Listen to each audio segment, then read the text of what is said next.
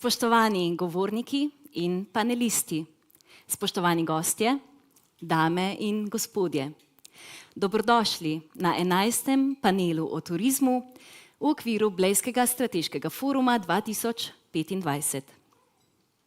Dear speakers and panelists, distinguished guests, ladies and gentlemen, it is my pleasure to welcome you at the 11th Tourism Panel of Bled Strategic Forum International Conference 2025.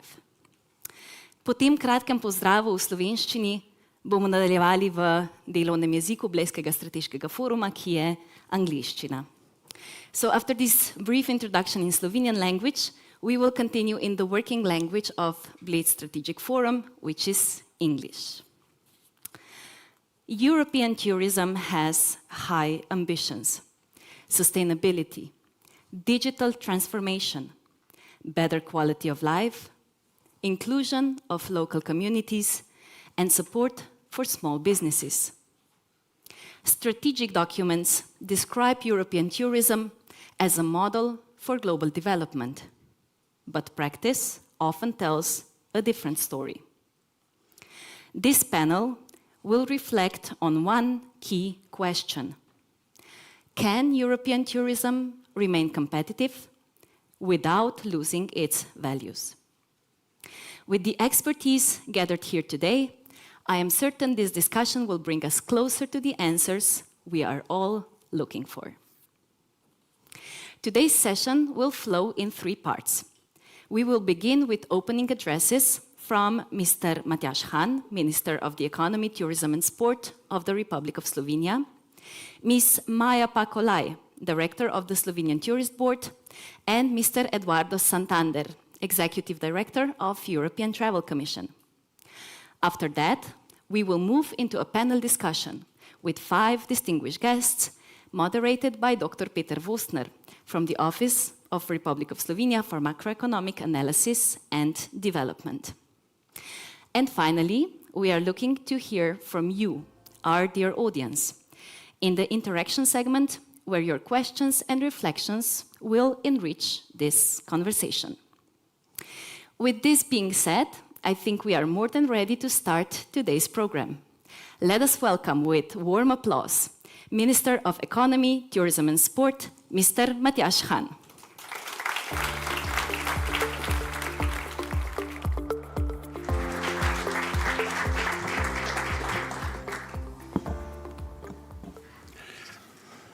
Naj bo tudi slovenski jezik del turizma, tako da spoštovana Maja, Olaj, spoštovani Eduardo Santander, spoštovani imenitni gostje, dragi delavci v turizmu, soustvarjalci in prijatelji naše prelepe domovine.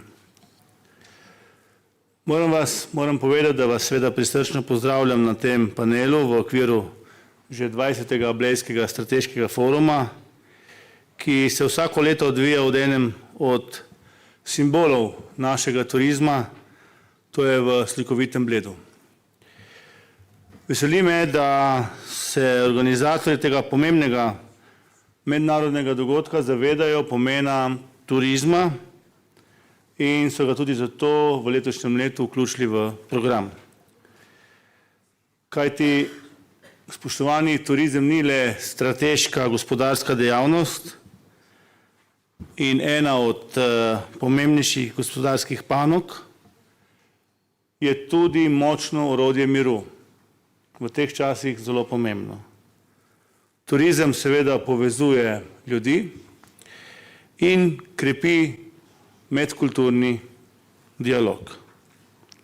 Že Mark Twain je rekel, potovanje je usodno za presodke, nestrpnost in ozkoglednost. To je še, verjetno vsi se tega zavedamo, pomembno v teh časih, v tem tako imenovanem pobeglem svetu, kjer so absolutno medsebojni odnosi na veliki preizkušnji. Dragi moji, če se kje dobro vidi, kako pomemben je turizem za Slovenijo in za celotno Evropo, je prav tukaj ob tem prečudovitem jezeru, kjer se prepletata lepota narave in pa seveda tudi človeška ustvarjalnost. Izjemni gostinci, izjemni vinari in pa seveda preostali turistični delavci, iskrena hvala, za kaj delate za to našo Slovenijo, so zeleno in varno Slovenijo skupaj z gostoljubnimi domačini tudi v svetovnem merilu spremenili v turistično in gastronomsko destinacijo, na katero smo lahko seveda mi v tej Sloveniji zelo ponosni. Verjamem, da je v turizmu tudi občutek domačnosti in pa seveda predvsem sprejetosti, ki ga gost, ko odhaja iz naše domovine, na nek način odnese s seboj. In zato je pomemben vsak posameznik, od gostinca na Bledu, pa že, če želite, od gostinca v majhni vasi, do turističnega vodnika v Ljubljani in do zadnje natakarice v slovenski vasi. Res je, turizem prinaša gospodarsko rast, upam, da bo gospod Wostner potem to potrdil, odpira delovna mesta in pa seveda, kar je zelo pomembno, oživlja naše slovensko podeželje. A v prvi vrsti, in to najbolj veste vi, povezuje ljudi, gradi na nek način mostove med kulturami in ustvarja razumevanje v svetu, ki je zadnja leta, ali pa sploh zadnjo leto, precej razdeljen. Postavljeni smo bili v turizmu pred marsikateri izziv. Od covida do podnebnih sprememb, od vojn in pa seveda tudi do novih navad turistov. In kot odgovor na to, gospe in gospodje, nastaja naša na nek način slovenska zgodba, zgodba o trajnosti. To ni samo beseda, tega bi se seveda želeli, da to ni samo beseda, to je naš način življenja, od tako imenovanih zelenih certifikatov pa do znamke Slovenija Green. Seveda digitalizacija je absolutno pomembna na vseh področjih, še posebej na turizmu, ampak prav v turizmu ne sme nikdar preglasiti tistega, kar šteje. Maja pak mi je prej rekla, Matjaž, nasmej se, prijazne besede, toplega pogleda, občutka, objema, če želite. To pomeni, da si na nek način dobrodošel. In poglejmo številke v turizmu, verjetno jih bojo potem kolegi še bolj predstavili, ki je tudi v svetovnem pomenu, kar se tiče varne Slovenije, postala pomembna turistična in gastronomska lokacija. Številke preprosto rastejo. Lani smo imeli rekord, letos tudi nadaljujemo v tej smeri. Po uradnih podatkih našega statističnega urada smo v prvih 6 mesecih samo od januarja do junija zabeležili 8% več prihodov in za 8% več prenočitev kot v enakem obdobju lani. Če gledamo ta pobegli svet, so te številke zelo dobre. Gostov je več, predvsem iz tujine.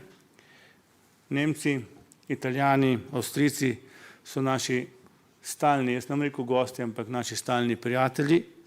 Lepo pa je videti, da prihaja tudi več gostov iz Amerike in seveda tudi drugih oddaljenih držav. Če bomo v naši Sloveniji rešili še par domačih nalog, predvsem kar se tiče avio povezav, bo teh gostov še bistveno več. To pomeni, da se glas o naši prelepi Sloveniji širi. Ampak tukaj bodimo jasni, mi nočemo turizma samo poleti, ampak po zimi, ampak hočemo na nek način celotno zgodbo, ker samo ta je na nek način lahko pozitivna in tudi ekonomsko upravičena. Slovenija je lepa, gospe in gospodje, vsak mesec v letu. In če znamo nadgraditi, potem bojo uspehi samoumevni. Seveda brez investicij ne bo šlo, tako države kot tudi zasebnega sektorja. Tu moram reči, da sem lahko zadovoljen z Evropsko unijo. Evropska sredstva so pomagala, da smo prenovili nekatere nastanitve, razvili nove turistične produkte in jih še moramo. Naredili smučišča majčkeno bolj zanimiva in seveda pred nami so še novi razpisi, da bomo turizem med sabo še bistveno bolj povezali, pa tudi, če želite, s kulturno dediščino, z lokalnimi zgodbami in v Sloveniji lahko v turizem vključimo tudi naš slovenski uspešen šport. Podobno se dogaja verjetno v Evropi.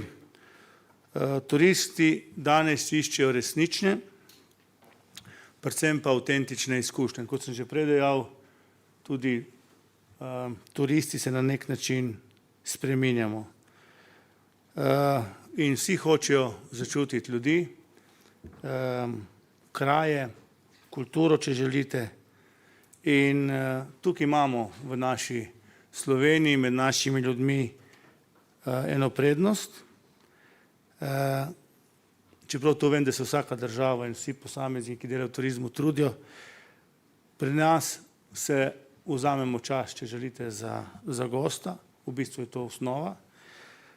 Mu znamo povedati neko zgodbo, ga, to, kar je zelo pomembno, sprejmemo za prijatelja in v bistvu pokažemo svoj odnos do ljudi. In to je seveda naš največji kapital. In to je nasploh največji kapital v turizmu.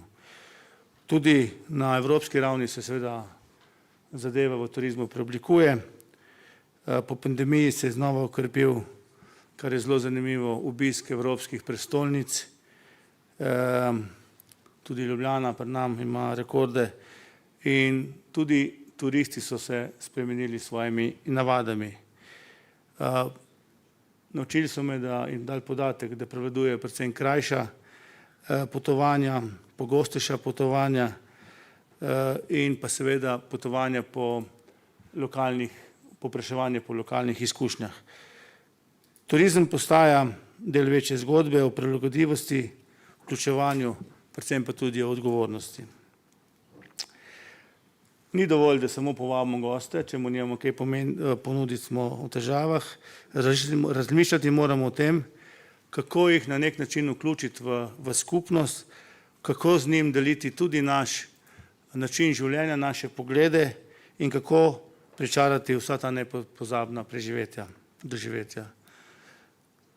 Slovenski turizem, posledično seveda tudi evropski, je pred izzivi med tako imenovano rastjo, ker vsi imamo rad statistične podatke, da so grafi obrnjeni navzgor, ampak moramo tudi ohraniti neko ravnotežje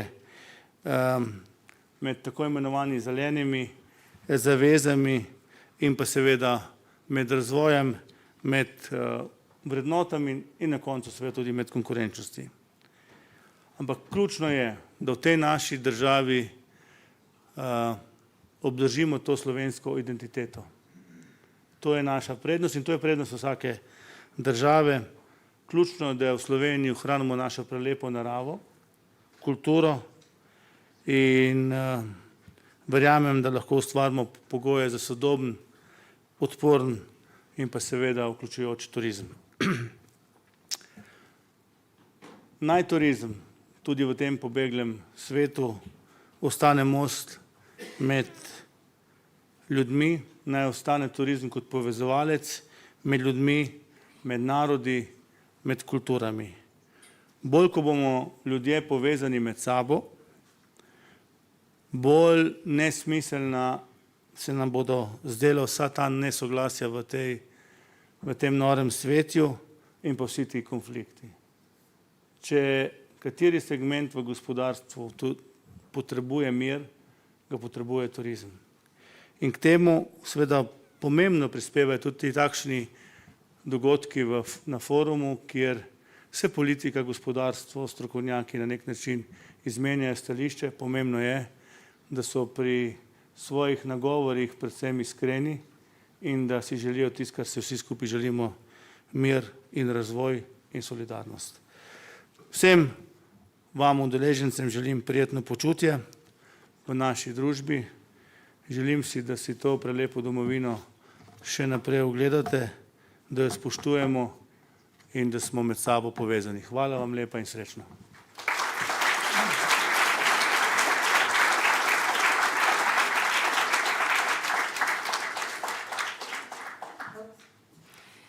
Thank you, Minister Han, for being here and for reminding us of the true essence of tourism. Next up, values or competitiveness. Let us welcome Ms. Maja Olaj, Director of the Slovenian Tourist Board.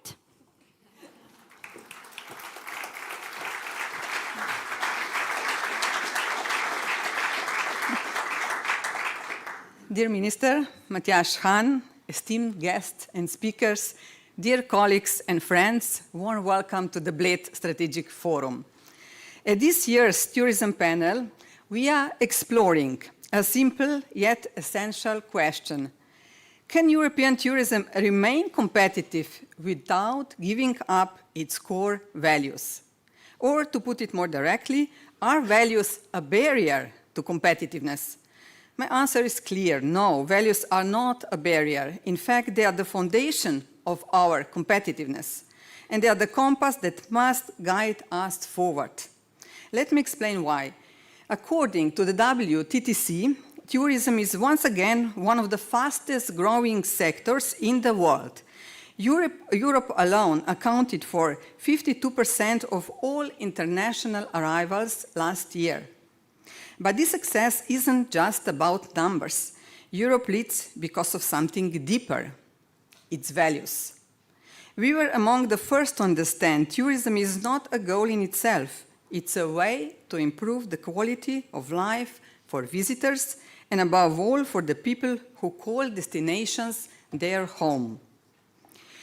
Last year, 6 of the top 10 countries in the Global Travel and Tourism Index are in Europe, not just because of visitor volume, but because of what they stand for. World-class infrastructure, safety, sustainability, cultural richness, hospitality. That is something to be proud of. It reflects years of vision, dedication, and bold investment. But it also reminds us excellence is never guaranteed. It must be earned again and again. Today, European tourism faces growing pressure from geopolitical tensions and wars, inflation and labor shortages, to the accelerating effects of climate change and digital transformation. These aren't distant risks. They are real, present, and intensifying. And in these challenging times, we must hold on to what makes Europe truly competitive, our values. Sustainability, fairness, quality of life, respect for local cultures, cooperation, solidarity. We must stay true to this without losing our edge. And let me share a few reflections grounded in facts. Safety. Europe is still considered one of the safest regions for travelers. However, today there are more armed conflicts within European territory than in Latin America, as reported by the Geneva Academy. Sustainability. Europe is a global front-runner in environmental and social sustainability, especially in tourism. Yet the continent is warming twice as fast as the global average. This calls for deep structural adaptation. Prosperity. Many EU countries are among the world's most advanced economies, but today none of the top 20 fastest growing economies are European. Our GDP growth is slowing. Potential recession is a real concern. Digitalization. The EU's Digital Decade 2030 strategy is delivering progress. But in tourism, most of the platforms shaping global demand, Booking, Airbnb, Expedia, Meta, are not European-owned, and this leaves us exposed. and limits our strategic independence. And yet, if harnessed strategically, tourism can be one of the cornerstones of Europe's economic renewal and global competitiveness. According to the latest WTTC research, by 2035, European travel and tourism could generate an additional 4.5 million jobs, bringing the total to over 30 million. That's 1 in every 7 jobs. Tourism contribution to EU GDP is expected to grow to 2.3 trillion, nearly 11% of total GDP, and it is expected to outpace the growth of the broader economy. The sector is projected to grow at 1.8% annually compared to 1.3% for the overall economy. In terms of fiscal return, tourism could generate over 900 billion in annual tax revenues. Visitor spending is expected to reach 730 billion from international travelers and over 1.2 trillion in domestic travel. And moreover, tourism isn't just an economic sector. It is a force for stability, it is a force for growth and cohesion. So how do we unlock this potential? One word: cooperation. Europe is diverse. Its destinations compete, but also collaborate, especially when building the brand of Europe. The strong example is the joint marketing effort of European NTOs under the Visit Europe brand, managed and coordinated by the European Travel Commission. And I'm very pleased to have among us also this year Mr. Eduardo Santander. Regional cooperation is another strength. Just look at Alps Adriatic, amazing, a joint campaign by Austria, Croatia and Slovenia that promotes our shared region on a long-haul markets. It is important to take European tourism competitiveness now to the next level. We must invest in strategic development-driven partnerships. It's not enough to agree on EU legislation. We need coordinated, effective implementation. Can we align on a common approach to short-term rentals? Can we agree on joint sustainability certification programs? Slovenia was among the first countries to implement a comprehensive national system for sustainability certification, and today most European destinations have developed similar approaches. But the challenge ahead is to continue encouraging and supporting the private sector in its efforts towards sustainable operations. Right now, sustainability is still too often seen as a burden rather than an opportunity. So what connects all of these challenges, from safety and sustainability to economic shifts, digital dependency, and implementation gaps? Our ability to respond and to compete depends on how firmly we stand in our values. Values are strategic assets in uncertain times. They're differentiators in a crowded global marketplace. If safety is at risk, it is our value of solidarity that builds trust and resilience. And if the climate is changing, it is our commitment to sustainability that drives innovation and future-proof growth. If growth is slowing, it is our belief in fairness and shared prosperity that ensures lasting stability. If global platforms strengthen our resilience, it is our commitment to agility and smart regulation that gives Europe a competitive edge. And if regulation isn't implemented, it is our value of responsibility that turn policy into progress. In short, the stronger the headwinds, the more vital the compass, and that compass is our values. And this brings me to what may be the most important truth of all. Tourism is shaped by people, by all of us. It grows from thousands of daily choices. What kind of tourism we build, where we invest our time and energy, who we choose to work with, and whether we wait for change or lead it. If we truly believe that values are the path to long-term success, then we must live them. European tourism will remain competitive not despite our values, but because we choose to live them boldly, consistently, and together.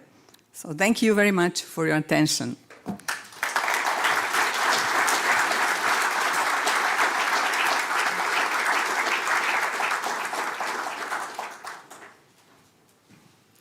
Thank you, Ms. Maja Olaj.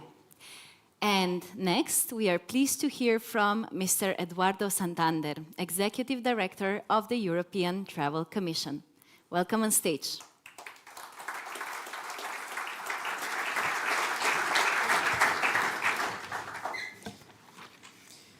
Dobro jutro. Good morning, everyone. I have to say something before we start. I really feel the love. And I feel the love because they say that love is the only thing that grows when you share it. And I feel a lot of love have been shared since last year, since my first invitation here. And it was amazing to come back to Bled yesterday. And I have to also share my last night experience. I think Slovenia has the loudest wake-up call. I had the loudest lightning and thunderstorm waking me up at 4 in the morning, which was great because I could prepare my presentation. And I have to say that I'm more than grateful for being here. So I would like to start thanking Minister Han, Secretary of State, thank you for having me. I saw your horse in the airport. Not your horse, but you know, like how many efforts you're putting in also diversifying. I remember your speech last year, you know, explaining how important also the contact with nature is in Slovenia. And I was very glad to see that the things are progressing here. Maja, my dear friend, thank you so much for Slovenian Tourism Board, and happy birthday, 30th birthday to you and to all your team. I know this is a huge collective effort what Slovenian Tourism Board is doing. But let me walk through a few things. We have to confront a big question.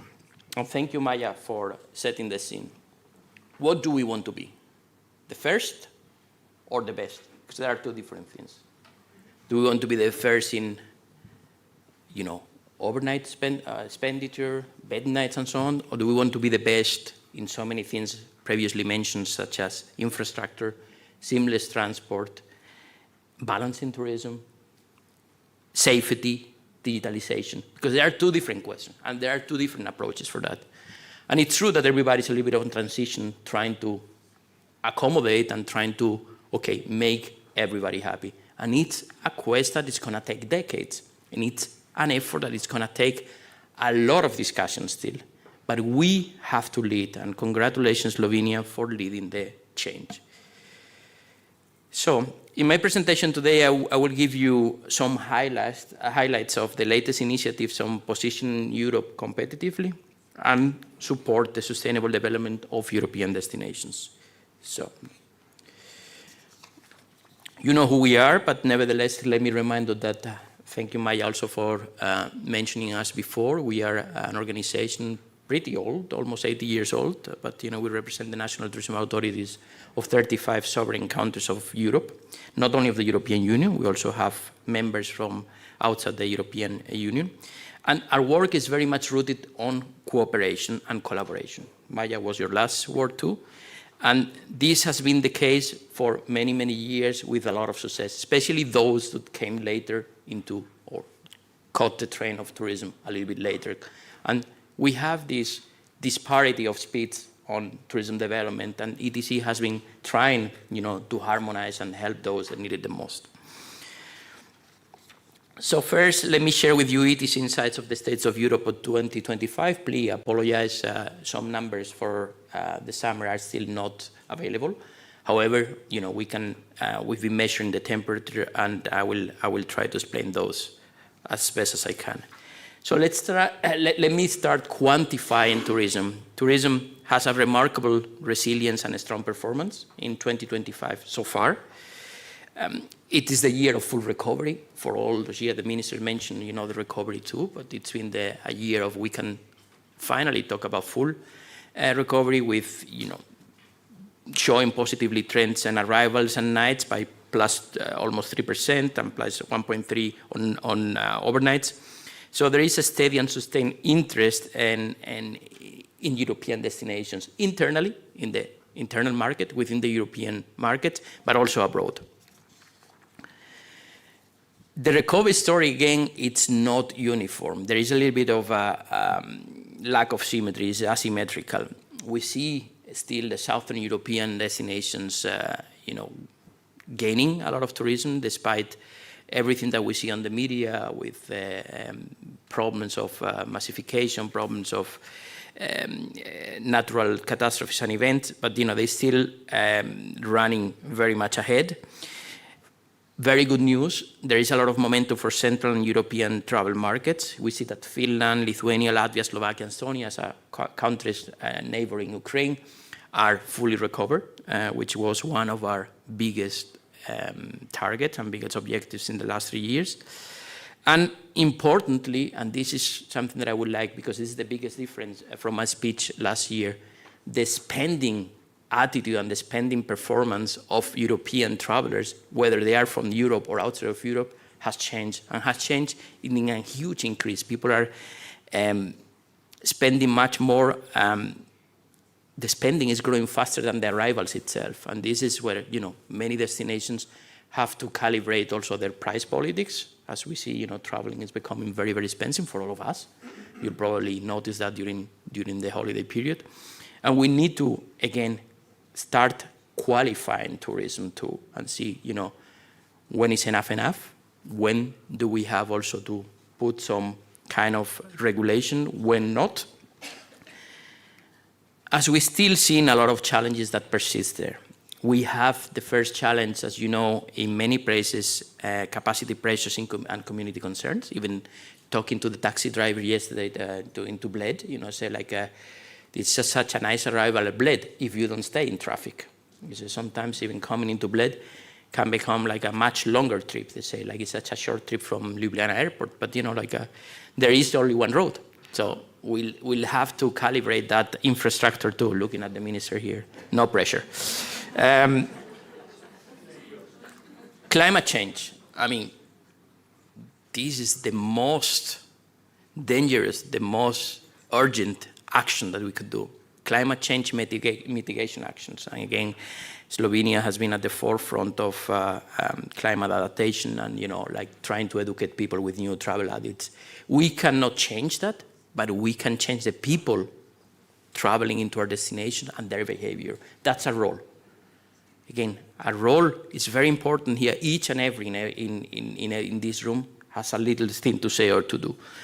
Last but not least, political or geopolitical uncertainty. We have, of course, running conflicts, and the US administration also causing volatility in trade, causing volatility in stability of governments, and this is obviously affecting tourism too.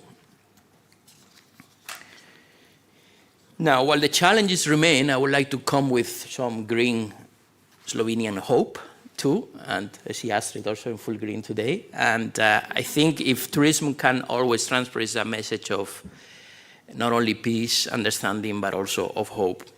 As you know, there are a lot of things that are changing too in travel habits. People are, we are all changing. We were changed by the pandemic, we are changing by digitalization, we are changed by AI. So the most important change that we observe at the European Travel Commission is there is a lot of demand for lesser known destinations. Obviously people are not, the thing that a tourist doesn't want to see on holiday is another tourist. So somehow we became very hedonist and very egoist, and we would like to have the place for ourselves, which sometimes is not possible. But we see that 55% of Europeans are now planning holidays into less popular or off the beaten track locations. Now, we are starting in September. For some of us, like myself, it's, the school holidays are over. But for many others, this is when the season of traveling starts. So traveling off season is becoming one of the biggest trends, not only among pensionists, not only among people that maybe are not working or something, but even young people are redistributing their holidays in a way that hasn't been seen before, with a an increase of 10 million foreign arrivals between January and February outside the season. That's what we have observed. We were talking just over breakfast about the next shift, the geopolitical and the demographic shift. Asia, and we have to look into the East because China is still showing strong recovery, something that has to be taken into account. And in general, all the Asian markets, we're talking with Austria this morning about India too. Only the Chinese have an increase of 10% already Europe overall year on year. So now I'd like to talk about repositioning Europe's global brand. As Maja mentioned, Europe needs to talk about how do we want to introduce ourselves. Do we want to be the inspiration of the past, like a catalog where people could choose between this route, the other, this grand tour, the classic thing, or do we want to be something special, something more inspirational, something more unified? I think that one of the things that the brand Europe can do, and it's doing right now, and for the first time in history, as you may know, we have a EU commissioner dedicated, fully committed to sustainable transport and tourism. And this is good news, because we've been fighting for that for over 12 years. And this branding exercise is on top of this agenda. Probably you've been consulted as Slovenian Tourism Board too, but it aims to support Europe's leadership in tourism worldwide, as it's not that we are losing tourists, we are losing competitiveness to your world. There are destinations that are doing a better job, serving better for less cost and adapting much quicker to the geopolitical changes. We want also to attract the right travelers. How do we do that? You know, we cannot put a policeman in the airport saying, you look like a good tourist. You don't, you stay, you come in. So we are targeting those who value sustainability, culture, quality, and beyond promotion, we are educating demand. And this is not prescribing, it's explaining, not complaining about the problems that we have, the problem that a tourist can create, but educating demand with our long-term tourism goals. So this is how we create, unlock an unexpected upgrade. This is a narrative that we've been working on for the last 5 years, and finally it's been deployed now. We know that travelers want now to relax, enjoy, and feel inspired, and we're flipping the script. Travel should be something mindful, responsible. Travel isn't a sacrifice, it should be an upgrade, a joy. So we're trying to amplify the visibility for a wider range of destinations, particularly those that are not so well known yet. This new narrative is based in 4 pillars: travel off season, go off beat, travel green, and stay local. Some of them are very, very familiar to you, some less. Some less are just basic words. But when it comes, to the selling point, to those workshops, B2B workshops, where you have to sell and you have to explain to your hoteliers how many people will come, you have also to come back, to a holistic approach that allows everybody to be included in this campaign. Let me give you a glimpse of what it is about. I think the video should start. Everyone loves an unexpected upgrade. Upscale your stay in ways you'd never imagine. Unlock a richer experience with fewer crowds and more affordable options. I went to Europe in the fall to indulge in the wine harvest season. I learned the secrets of winemaking in France, gazed at the unique landscapes, and toasted new, long-lasting friendships. I swapped the bustle of the big city for Graz, Austria's hidden gem. I exchanged long lines for exclusive views and crowd-free cultural heritage. I biked the Art Cities route in Belgium for a front row seat and priority access to culture and nature. I took the smarter route through the fragrant countryside. I loved Orma's Chestnut Festival in Greece. Dining and celebrating with the locals, I could savor secret recipes and unknown flavors. I uncovered the charm of local living. Whether you explore off-season, go off-beat, travel green, or love local, visit Europe responsibly for an unexpected upgrade. So the campaign invites, of course, tourism destinations, DMOs, but also private sector to be very actively on them. And it also the goal is for it to be a pan-European and pan-industry initiative, bringing together all diverse things. And you are all invited, small or big partners. It is very important to mention the importance of collaboration again before my time runs out. As we are gradually rolling out this campaign, and we are looking for supporting partners, and this is not a sales job what I'm doing, and we're trying to explain we have funding from the European Union that we would like to share with you. And if there is a value proposition, whether it's like coordinated by the Slovenian Tourism Board or by the private sector here in Slovenia, we definitely invite you, to contact us and to explore the possibilities for an unexpected upgrade for Slovenia too. Now, let me showcase before we finish how important the joint promotional efforts and again to the work cooperation collaboration, because we have a collaboration here in the room.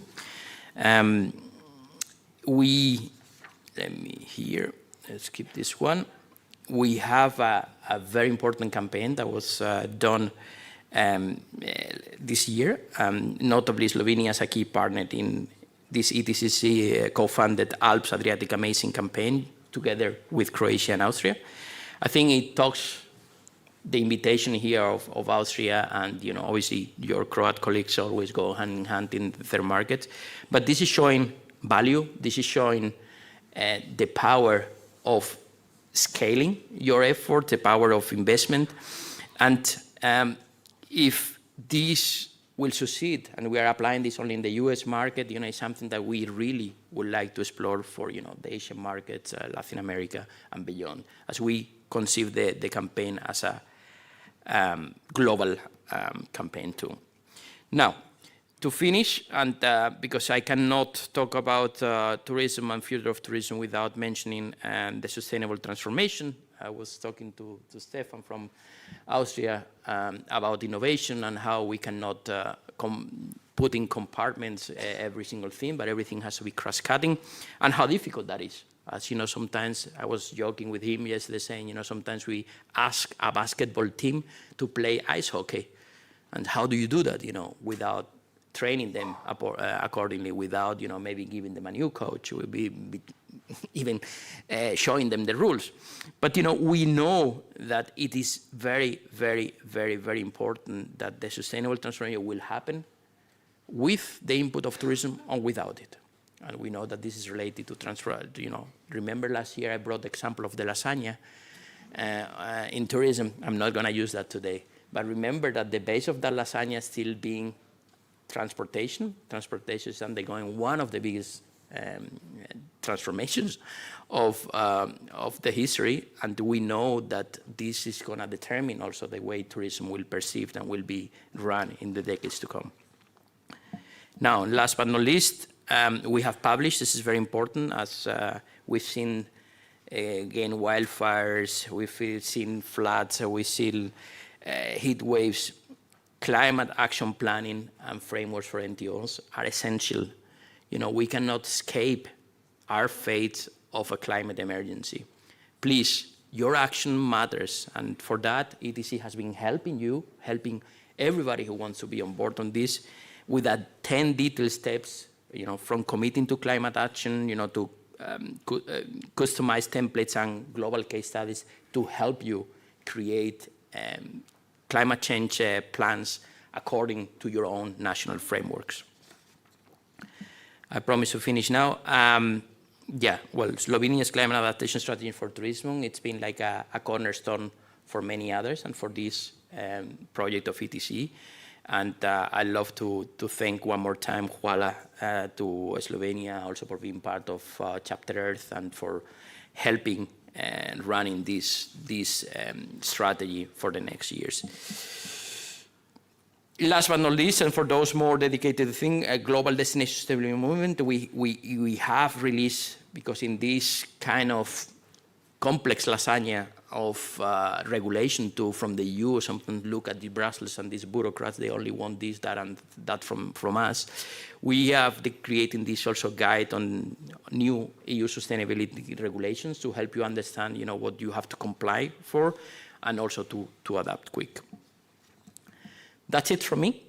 Sorry that I went a little bit over time. I can only say that it is immensely invigorating to be here, not now for the beauty of the Bled, but the conversations around this forum are not only important, but essential. Thank you very much, and I hope to see you next year again here.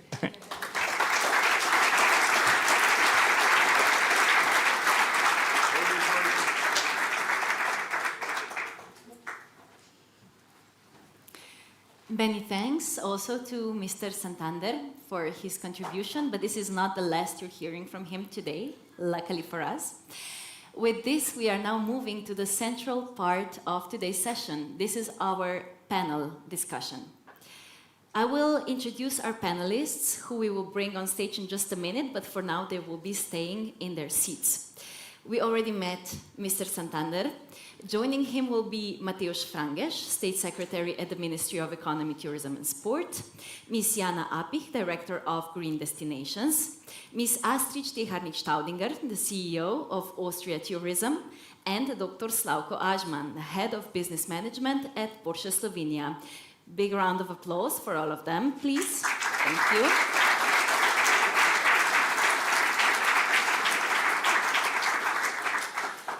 But before we start to guide us through this exciting discussion, it is my big pleasure to hand the floor to our moderator, Dr. Peter Wostner. Dr. Wostner, please, welcome on stage. With rapid changes in global tourism and a strong, yes. So the changes are real, they are rapid. And today we place a strong emphasis especially on values and competitiveness. What are the key perspectives and angles that we should have in mind before we listen to today's debate? The floor is yours. Thank you very much. Hi, everybody. Minister, State Secretary, Maja, excellent, and all of you. It's a real pleasure to be here. I sometimes have a feeling I'm invited to spice things up a bit. That's what I'll try to do, primarily in order to kind of pave the way for discussion that will follow. We have some excellent speakers from which I think we can really benefit. So without further ado, let me dive in with a couple of slides. As I said, the whole motive why we will be discussing later on is really to understand how we can make things happen. Because good wishes will not bring us far, right? We can talk about values, how nice we are, how tourism matters, but at the end, the bottom line needs to be green. And I think that's something that I will, through my presentation, try to highlight a bit in the context of not the short-term view, but in terms of medium and long-term trends, which I'll try to highlight somewhat. I'm not a specialist for tourism, so I looked a couple of things in terms of what are the big mega trends right now that will shape the future of tourism. And I've noticed one which I wanted to start with, Eduardo mentioned that, the unprecedented uncertainty, which indeed is the topic of the whole Bled Strategic Forum, the runaway world. And you can see that this is not, of course, tourism specific, and also the recommendation that follows is not tourism specific. And that is, in the bottom, you will see, I took this from Data Appeal. It's not just about thinking how to make the whole tourism sector more resilient. It's also about adapting our strategies. Because if you, for example, when we were presenting the productivity report, the same kind of recommendation was done to companies in whatever sector, which is that you need to think about multiple scenarios. Not just about crisis scenario, but also in terms of where the possible big gains, big wins are. And I think that's something that is not something close to the way how companies and the whole societies and the industry has been functioning. So the minister said before that I might comment a bit in terms of how we're doing, and indeed I will. And as everybody said, you know, things are going in a direction that we like. The minister said, you know, as long as things go up, it's good. Well, you know, it's, now it's coming. Now it's coming. When the minister saw me in the morning, he said, "Oh, this guy." We heard at the level of EU, in Austria, wherever you see, the tourism has picked up, but it has picked up in terms of physical numbers, overnight stays, etc. These are. Yeah, okay, sorry. On the right, you can see these are the kind of articles that you can see in our media. We are on the right path. Number of tourists is going up. Not just that, if you look at the balance sheets of tourist firms for 2024, everybody is doing great. Both firms in hospitality, in food and beverages, and also self-employed are doing better than before. So, all great. Now, my colleague Mojca Koprivnikar-Šuštašić is coming out shortly with this kind of an analysis at our institute. So this is a bit of a pre-pick of what the key messages will be.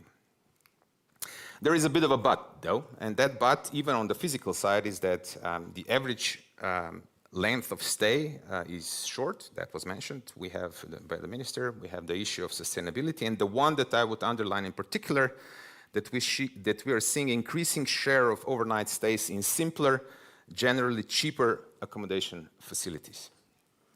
Now that's the one that I link to the bottom line, because if the bottom line won't provide us with enough force, capacity to invest, to transform, to make us, good and nice, then it won't work. And that brings me to the issue which really was, if I remember back when our tourism strategy was being prepared, and I think that's one of the better strategies that we have. I think it's pressing on all the right buttons.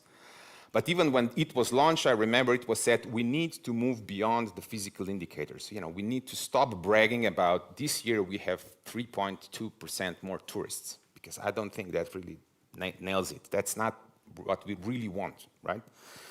As tourists don't want to see other tourists. I mean, what we want is to have value. We want to have, I would say, we need to create value out of it. And even at the end, if I'm very direct, we need to make money out of it. Sorry to say, it doesn't sound perhaps that nice, but that's how it is. So, what does the data tell us about the expenditure of tourists? This is the same data that the minister has cited from the statistical office. And they are also going up.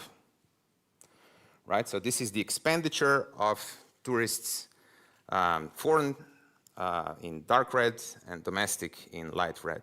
And the overall number is going up. So in principle, that's up until 2023, as you can see, the official number. Now there is one caveat that I would like to underline. If you look at the dark red from 2019, so basically since we have that, since we are trying, in the last period, overall number, also on the economic side, are going in the right direction. So that's the good news. Now, the thing I'm a bit careful about is, if you look at the expenditure, overall expenditure that comes out of, doesn't work, from foreign tourists is actually flat over the last period. And if you look at the data that we can, now we're coming in the zone where we're not really sure what happened in 2024. The data is still not there. But if we look at the consumption patterns, we can actually see that overall the number of income appears to be going up, but the income from foreign tourists is flat at best, or perhaps even going down. And that's something, no alarm, nothing to be dramatic about. It's just that I think we need to be careful, because that is something, these are the kind of things that we should be looking at, thinking on about we should change to achieve, so that we will actually be able to deliver all the nice things that tourism is there to deliver. So I think sometimes, I remember going back at my student years, going to the faculty, the best professor said, you need to write ask the right questions. And I think we need to think very well what do we really want to focus on, what really is the problem. And I will, of course, I'm not one of the panelists, I will be the one asking questions, so I will leave that to a greater extent to the panelists later on, but I would like to highlight some, in particular, longer-term issues that I think we're perhaps not being attentive about enough. The first one being demography, and here I'm showing a picture of, these are Eurostat population projections for all the European countries until 2100, so for the next 75 years. And when we talk about tourism, how great it is, etc., I think we need to understand that working age population, save for Malta, Sweden, and Luxembourg, will shrink, and it will shrink in some cases dramatically. In the case of Slovenia, working age population will shrink by 20%, so there will be 250,000 less people who will be able to work. Sure, you can say, it's 75 years away, who cares? Because we are already in a transition part towards that, and and when you build, roads, when you build accommodation, when you build, energy lines, energy grids, etc., this is the time perspective that you need to think about. When the minister goes to the government, these are the kind of dilemmas that so we need to think, where will, in this shrink world in terms of capacity, how many people will we have, what in that context the position of tourism will be. And just to say, if you look, sometimes we look just at the percentages, and I think 20%. If you look also at the absolute numbers, for example, Italy, there will be 9 million Italians less able to work in 75 years. 9 million. That's 4.5 times of this country, everybody. Poland, 8 million. Germany, 7.5. Spain. So I mean, this is huge, and I think it will come. It's not. I shouldn't even say it will come, because it's already here.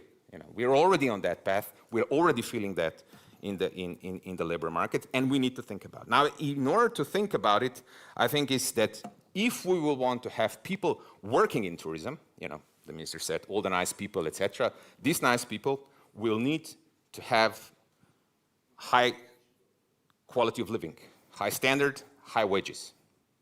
And the only way to pay for high wage is to have highly productive tourism sector. Now, if you look at the figure, this is real value added, so real productivity of the accommodation and food service activities. There are some countries which are gaining ground. In particular, Croatia is doing spectacularly if you look at the last, 30 years.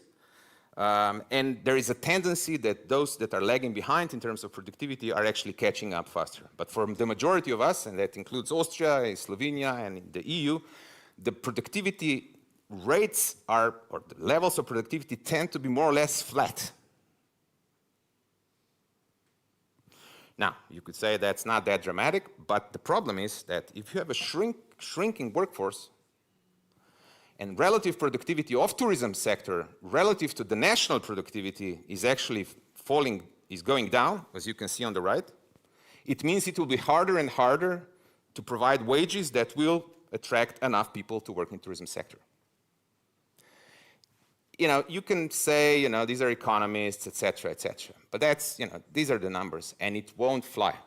If all of us, if we don't solve this problem, tourism sector will go down, not because of the values, etc., but because it's inevitable. Let me rephrase that. It's absolutely, we can avoid it. It's not inevitable at all, but provided that we do the right things and that we are focused on things that matter. And one of the preconditions that we will get there is that we rise the productivity of the tourism sector. Why? Well, this is the data from Eurostat. The higher the productivity, the higher the wages.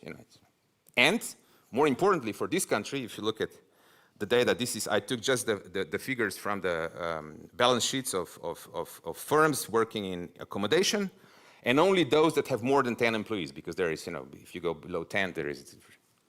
And you can see that some of the firms in Slovenia actually have very high productivity. You know, we have firms that are in tourism sector that create value per employee above 100,000 euros. So it can be done. That's my point. You know, we can do it. It's just we need to understand that this is something that we need collectively work towards. So the obvious question, how do we do that? Now, I will of course leave a lot of that to the panelists. Just a couple of things. One, and I'll link myself to Eduardo's comment. I think future-proofing is something that, you know, demography was just one dimension, of course. There are, you know, climate change, etc. And it's literally, I would argue, impossible for each individual stakeholder to do it alone, to future-proof. You know, you need to have someone that helps you out with that. For example, our, you know, ski lifts, etc. You know, where to put, and it's something that, you know, you need to have someone, you know. So that's why I will argue, hopefully, I think collaboration has been mentioned a couple of times already. That's something that is a precondition for anything. But going beyond that, you know, this same data appeal about the megatrends is talking about sustainability and the technology, etc. I return to that. But I think the key ones that I would underline in this introduction is the personalization and the importance of experiences, because that's what creates value. That's what the tourism will be ready to pay for. Of course, the tourist has to be happy, and, you know, I'm impressed, etc. But he also has to pay, because otherwise that equation before doesn't close, okay? And it's from this angle that I would encourage the panel and later all of us that when we're hanging out in front at the terrace to think how we can make this extra step. You know, it's not just one or the other. That is something which I think is particular to tourism. If you do one thing and I'm your neighbor and I go in the other direction, it won't work, because neither will be able to charge the price that would like. That's why tourism is to a much greater extent a collective action issue. I'll return to that in a minute. But before I do, let us just take a short peek about how we are doing in terms of digitalization. And good news. So on the bottom you have what happened between 2022 and 2024. This is digital intensity of firms with more than 10 employees in accommodation and food services, which have high or very high digital intensity index. This is 12 different indicators collected by Eurostat. And Slovenia has done a remarkable progress since 2022 to 2024, one of the second biggest leap forward, so we're now among the leading group. So you might ask, how can then be that when I was making a presentation at the tourism days exactly 1 year ago, we were below average? Well, there is the old trick that sometimes has been used in our previous country, which is that there are actually two methodologies, which Eurostat changes interchangeably. So last year it was data intensity version number 3. This year it's data intensity index version number 4. And version number 4, where we were very good at, does not have this advanced digital, the use of advanced digital technologies like cloud, like big data, etc. Now, let me just go back for a second. Now think personalization. Think experiences. You know, whether you use computers and you have access to high speed, if you want to personalize, it's the big data that matters. It's, these are the kind of stuff that, not from today till tomorrow because it's hard, etc. But it's probably in this direction that we can start thinking big, right? In terms of 5-10 years, that we really kind of target the right tourists and we kind of really make, kind of personalized packages, customization. It's something that we have talked about 10 years ago, big plans, how we'll be doing that. Well, where do we stand on that? So that's version number 3, the one I'm not showing. We continue to be where we were. I mean, that's something that in this sector are not doing. And that's something that I would argue you need to change, or rather we need to change collectively because again, as I said last year, this is hard to do. But digitalization is not about computers. Digitalization is about understanding what we're selling, who we're selling it to, what data do we use in order to be able to better target and then adjust and monitor what's going on and continually being, on top of the things that will be going on. Because things will happen, as I started, some, new war will come out, new, I don't know, who knows, climate crisis of some sort, and we'll need to adjust. The more data we'll have, the better we'll be able to adjust. Now, my final slide, there's one more. Eduardo, again, I liked your presentation, so I'm citing you often.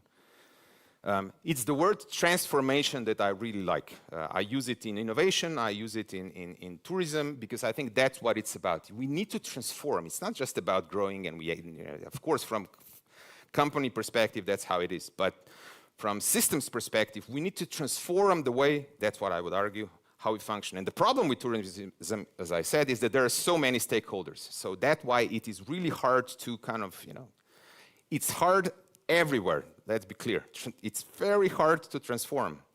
But I would argue it's particularly hard to transform within tourism sector because of the, the big numbers of stakeholders. Although I have to say that understanding of the need to collaborate is very high. So in a way, I'm not so sure that it actually, and we have good basis. People intuitively feel that, that these things matter. So I don't want to push the argument too far. So if you look at the OECD's recommendations, in terms of in tourism trends and policies from 2024, recommendation number 1, promote coordinated action. Promote coordinated action. Now, based on the work that I did with 2 professors from the UK, this was more about in the field of innovation, not tourism as such, but I think it applies nonetheless.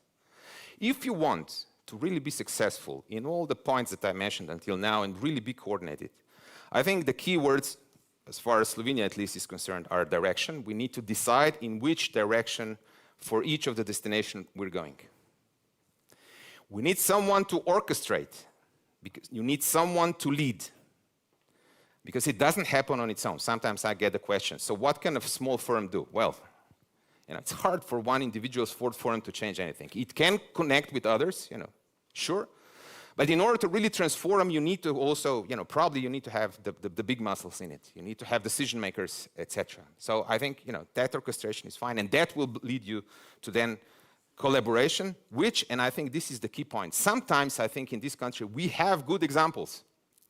It's not true that we are not able to cooperate. Even the hard data is saying on innovation cooperation, we are among the best in Europe.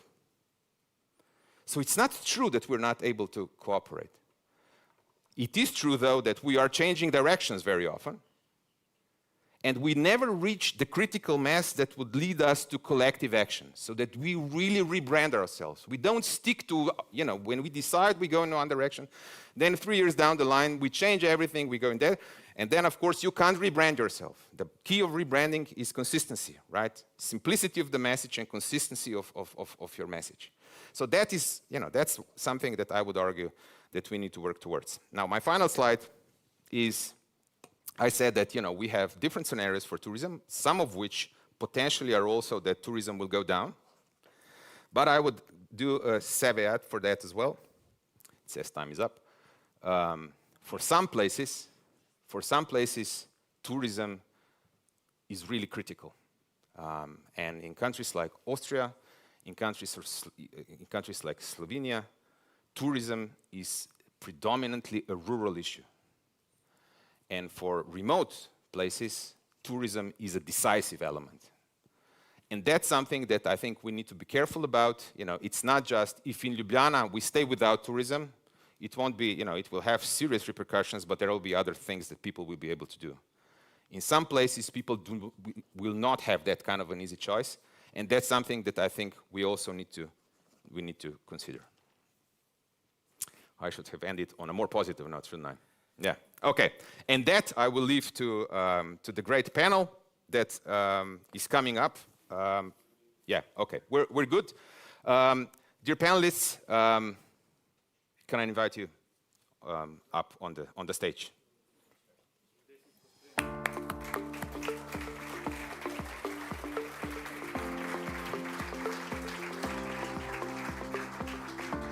Well, super.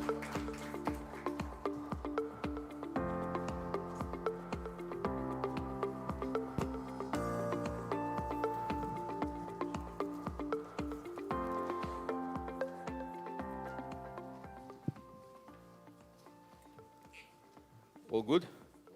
All good. Okay, so let's make it even better. I would like, Eduardo, to start with you. Thank you for the excellent presentation. And let me just link back to what you said. You said that Europe will need to decide whether we want to be the first or the best, which I found really nice. How would you say, are we really doing on the EU level? I mean, would you say that, tourism in Europe is a success story? And in particular, to what extent do you think that that is translated in what we want at the end in terms of, social impact, in terms of quality of life of the people? And also you said we want to rebrand ourselves. Where do you see the biggest opportunities on that front? Where so that, we're listening to you, you have a good overview in terms of Europe. We also kind of see you, as an organization to kind of pull strings together. What would you recommend to us? Thanks, Peter. Can you hear me? Yeah. So I'm a fan of simplicity, okay? I'm gonna try to simplify also because I was really taking so many notes about your presentation because, the mix of economic data and tourism and geopolitical transformation, demographic transformation is key to understand tourism. But I'm going to simplify it in another way. According to ChatGPT, the most famous dish in Slovenia is potica, right? Well, let's take potica as an example. It's a symbol of family, tradition, hospitality. Every family does it in a different way. Every region puts different things inside, put different sauces. So a little bit like tourism. Everybody does it a little bit different, but in the end, everybody likes potica. Now, I'm going to allow myself, Peter, to give a little bit of a recipe for what I think the European potica should be for the next decade to come. Because it requires a lot of factors that I made a little distillation from your presentation, making my notes here. First of all, and I know many other speakers will talk about it, but we have to start certify and monitor scientifically. You cannot claim that you are the most sustainable, the most accurate in that and the other, or the most visited. That doesn't work any longer. And we need to find formulas of harmonizing measurement. We're working on that at the European level. It's tough. It's very tough, to get all those databases, streamlined in a way that we can, use them. Second, and you mentioned, cultivate the workforce. From nothing comes nothing. And we know that very well, and you mentioned the issue of yield in the end. I mean, tourism has to become much more effective. The transformation has to create more value in a way that we can pay people better. It's not rocket science. People need to be treated better, of course, but at the end of the day, they also have to pay a rental or pay a mortgage or have a living. Third ingredient for this Santander's potica. Prioritize communities. It's being clear that this, for first time in history, rejection of tourism comes from a very fragile base. Is that in that triangle of visitor, resident, and entrepreneur, we're lacking a common ground that I think the NTO could fill. The government should fill, with dialogue platforms and consultation process. Fourth ingredient, align visitors. For a period of time, we always were prescribing, this is what you're going to see in Slovenia, this is what you see in Bled. We have to align, we have to ask them first, what they expect, what is going to be, what is really what they want to do. And this requires a lot of data too, by the way. Needless to say that we have in that ingredient a pinch of salt. We have to protect our heritage and nature. We have to produce and consume responsibly. This is something that, the famous greenwashing claims is something that is starting to be regulated. Calibrate infrastructure. I was making the joke with the road to Bled, but it's true that we have many bottlenecks. The aviation talks a language, they increase capacity in the air, but boom, then you arrive to the airport and there's no capacity, or there's not enough taxis, there's not enough ground transportation. The old cities remain the little medieval places, little squares, so they don't grow with their capacity. Eighth ingredient is govern effectively, looking at obviously our politicians. Is we need this to be a long-term investment, Peter, and long-term investment take a lot of bravery. It takes a lot of guts to say, I'm not doing that for my next elections, I'm doing that for my people in the next 2-3 decades. And as we live in this, how do they call it today in the media, perma-crisis, I like that word, is that we need to embed resilience all the time of what we are doing, because whatever we're doing can be shaky within seconds. And this has to be based in, of course, economic changes, social changes, environmental changes, cultural changes that we cannot. You mentioned some of them, Peter. How are we doing it in Europe? Is just trying to create a platform of dialogue. I think the period is over of working in silos. I'm working only, like Austria competes with Slovenia for, there's enough tourists for everybody. It's time to share the cake. And maybe to just wrap it up a little bit, we have, because you mentioned demographics, and this is something that on top of the lightning and thunderstorms in Bled, the things that keeps me awake is the change of demographics in Europe. We are in a demographic winter. We know the baby boomers are starting to stop traveling. There was the one that built Europe after the war. There was wealth. There was built state. People had properties. Now the young people don't have two basic human needs, which is access to employment or employment with dignity and access to housing. If we don't cover these issues, we'll have many problems to come. They will come through social rejection, but not only about tourism, about economic elites, about, and there will be uprising. We see it in the political landscape, with every parliament being now a rainbow parliament, of impossible coalitions just to keep the status quo going, but that will not last. At a certain point, this will collapse, and we will have to reinvent Europe.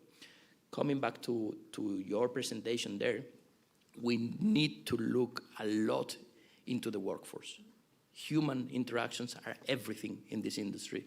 Unless we take care of that, we will start seeing the crumbles falling from a system that has been feeding and making, you say, is rural thing, tourism in Slovenia and Austria, many other places.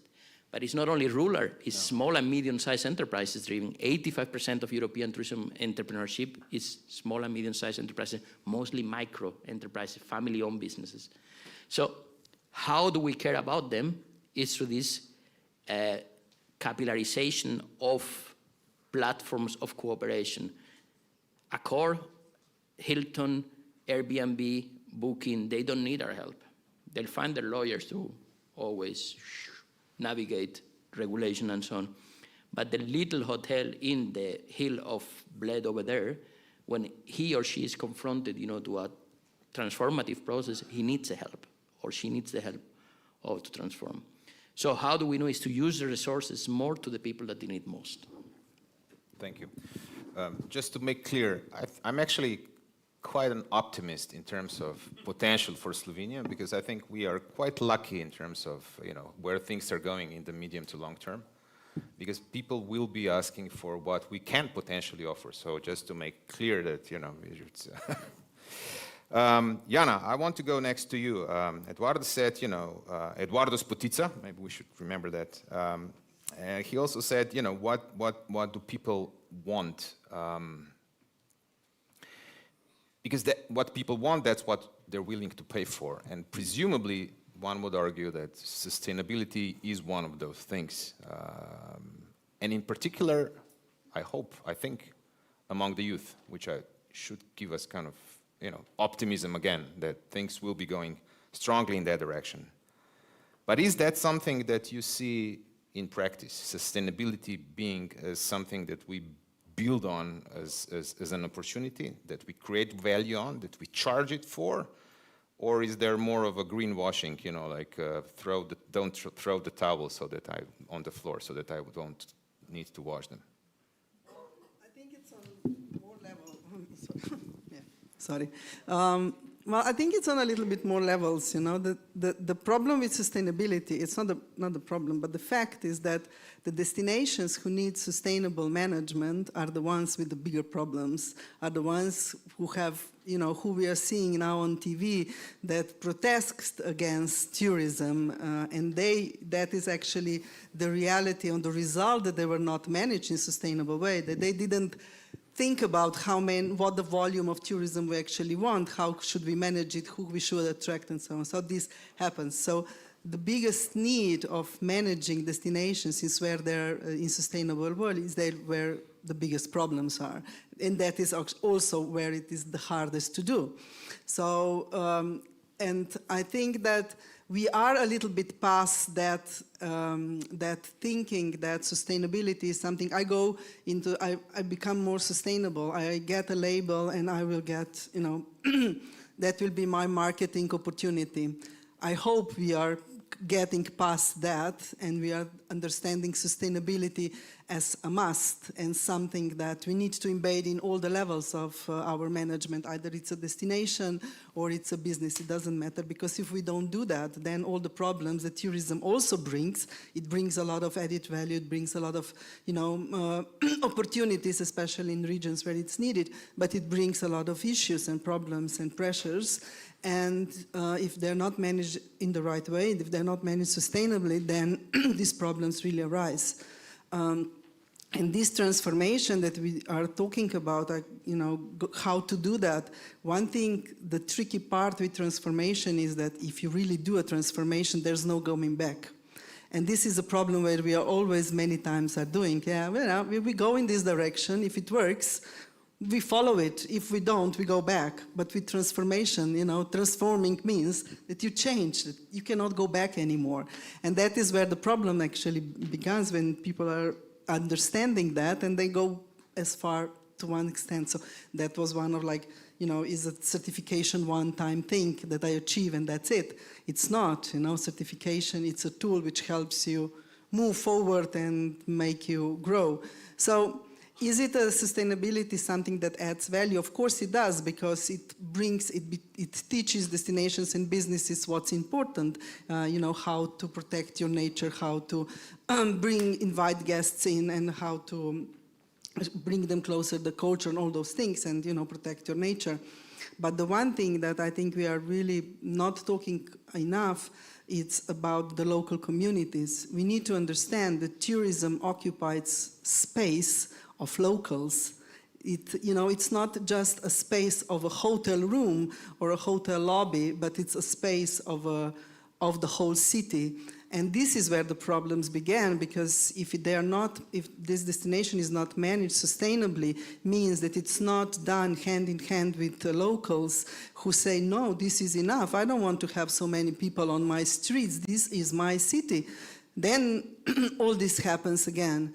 You know, and I really believe that tourism should think about the next step beyond even sustainability in the regenerative way, thinking about how can tourism play a positive role on solving local problems and issues that destinations have, and be an active partner in that, not a partner who says, I want to build a hotel here and I want to bring so many people in. What do you think? And people will say, well, maybe we don't like it so much, and, you know, nothing will happen. Still, the hotel will be built. This is how we usually involve our locals. But if we think about it when we manage and when we make plans, think about, okay, what can tourism bring to this destination? Is there a problem that it can solve? And that can only be done in cooperation with the local stakeholders, with locals, really locals, who need to be at the same table. Otherwise, we are just occupying the space without a permit. And I think that's a really big problem. And then we advertise our destinations on global markets, showing beautiful pictures, and then people come there, they're totally crowded, and they don't get the experience that they paid for and that we promised to them, because it's not done hand in hand. And that's where we are losing. You know, you can invite someone for the first time with a beautiful picture, and it comes, it's disappointed, he will not come again. So we need to be, sustainability has so many layers. It's so easy to talk about it, but to really think about it and understand it, where and what we need to do, it's a completely different thing. I really like that you mentioned this local dimension. For the second round, think about the relationship between local and regional, because I'll challenge you on that one. But you said that you're not, you said, I hope that we are now beyond that point so that we believe that sustainability is an opportunity, creates value. Maybe we should ask people, what is sustainability in tourism? More of an opportunity or more an administrative cost? A bit of exercise, please. Who thinks that it's more of an opportunity? Even better. So you think we're asking the wrong question? Yes. Okay, good point. We'll catch up. I agree, although if you look at the numbers and you ask firms this very question, our performance in Slovenia, we are much worse than the leaders in terms of to what extent do we see opportunity in sustainability. So I would say this is how it should be, but in fact the numbers do not support it. But let's continue. Thank you, Jana, for now. Can I move now to Mr. Slavko Ažman? You come from mobility sector, Porsche Slovenia. And mobility is, let's draw some light on the relationship between the mobility and the tourism sector.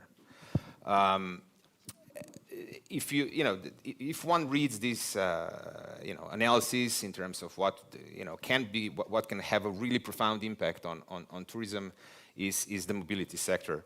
For example, aviation is part of the EU emissions trading system already. There is almost no impact now on the airfares, but that is expected to change even in the short run, up until 2020-30. So how do you see the role of, and the future indeed, of mobility? Do you see that there could be, given all the electrification and discussion and etc., do you think there could be an impact on affordable and accessible tourism? And I'm targeting here in particular, we have tourism now basically is about moving a lot of people around. Do you think there will be an impact on that? Please. Thank you. Yeah, I'm coming from mobility sector, but I'm also coming from Bled. I live in Bled, so I had the opportunity to walk to this venue. I had a little to run a little bit because I'm embarrassed to say I managed to show up at the wrong venue. But nevertheless, I think everybody else that had to come to Bled from other places, if you were not accompanied by police cars, you have pretty good idea what the traffic situation in Bled is. Tourism and mobility are really interconnected. They are highly interdependent, and after all, going places, that's basically what tourism is. And I'm really convinced that there's no sustainable tourism without sustainable mobility. So that's really important. And also the question that you asked me about the prices of international flights, I'm not so sure that that's a negative thing. It might be a blessing in disguise, to be honest, because I'm not so sure that the mass tourism that it's dependent on this kind of transportation is really compatible with other more desirable types of tourism. For example, there has been mentioned a special wake-up call.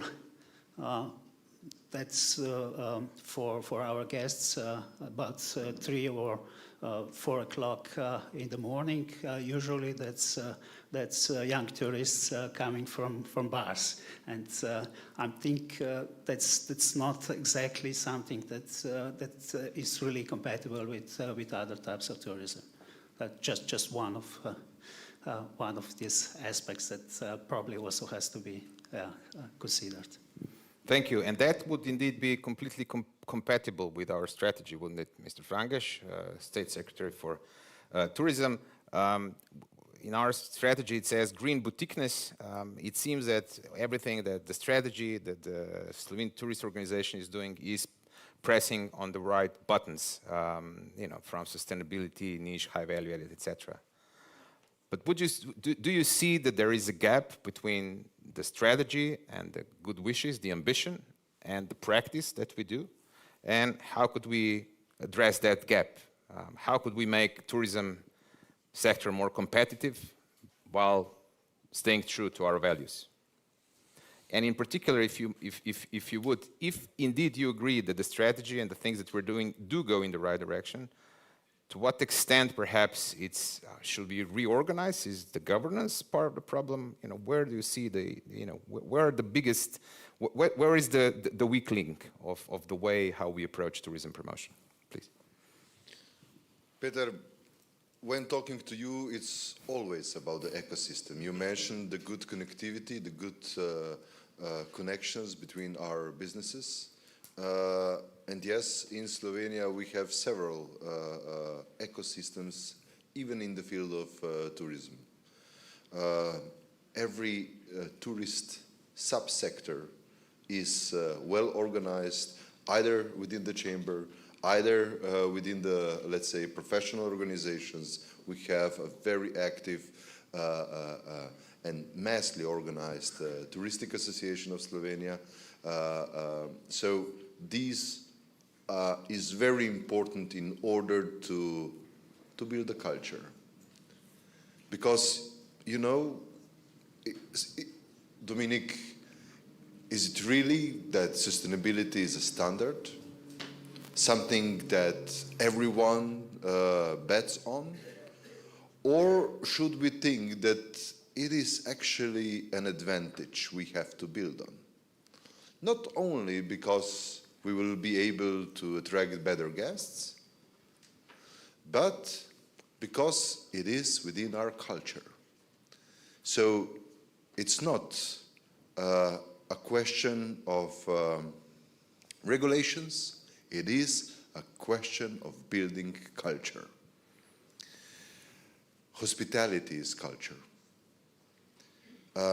Inclusiveness is culture. Peace is culture. And what is culture other than set of values we are talking about on this panel?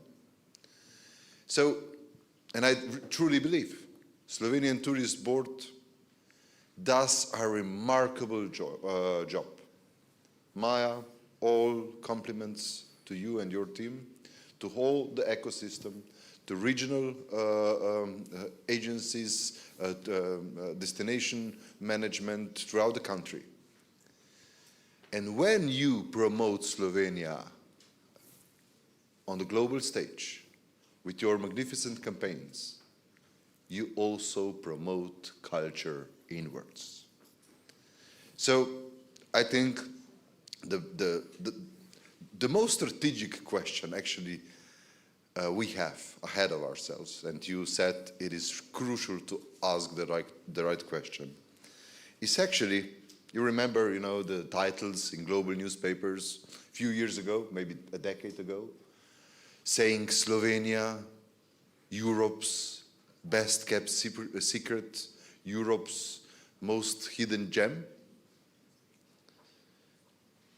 So the question is how to remain a hidden gem while attracting the world to discover our secrets. How to further build our inclusiveness while building our exclusiveness. One of the industry experts before this panel told me an interesting fact. He could sell the room in this hotel for 1,000 euros a night. We are selling it for what? 250 euros a night. And this is also the question that you believe is crucial, and I totally agree with you, the productivity. 8% growth in productivity of the tourist sector, both in companies as well as among self-employed. But still, what, we are a half of the national average, 1/3 of national average when we're talking about the productivity per capita, per employee among the self-employed. So the gap is huge. And I think that a part of the story, and I think we have a tremendous story, and the world is eager to hear it, we have to concentrate on 3 things. First, infrastructure. The last big investment cycle in Slovenian tourism ended nearly 15 years ago. Yes, we've put a lot of measures in place to actually build smaller boutique accommodations throughout the country with the measures recently. And by the way, 65% of the newcomers are visiting those boutique accommodations. But let's look at this beautiful hotel. 20 years, it's a venue of Bled Strategic Forum. And I'm not sure that it changed in these 2 decades. So it's an investment. And please do not count that the state using its funds will incentivize the investment of the private sector. Furthermore, we know that we have a high percentage of state-owned companies in the sector.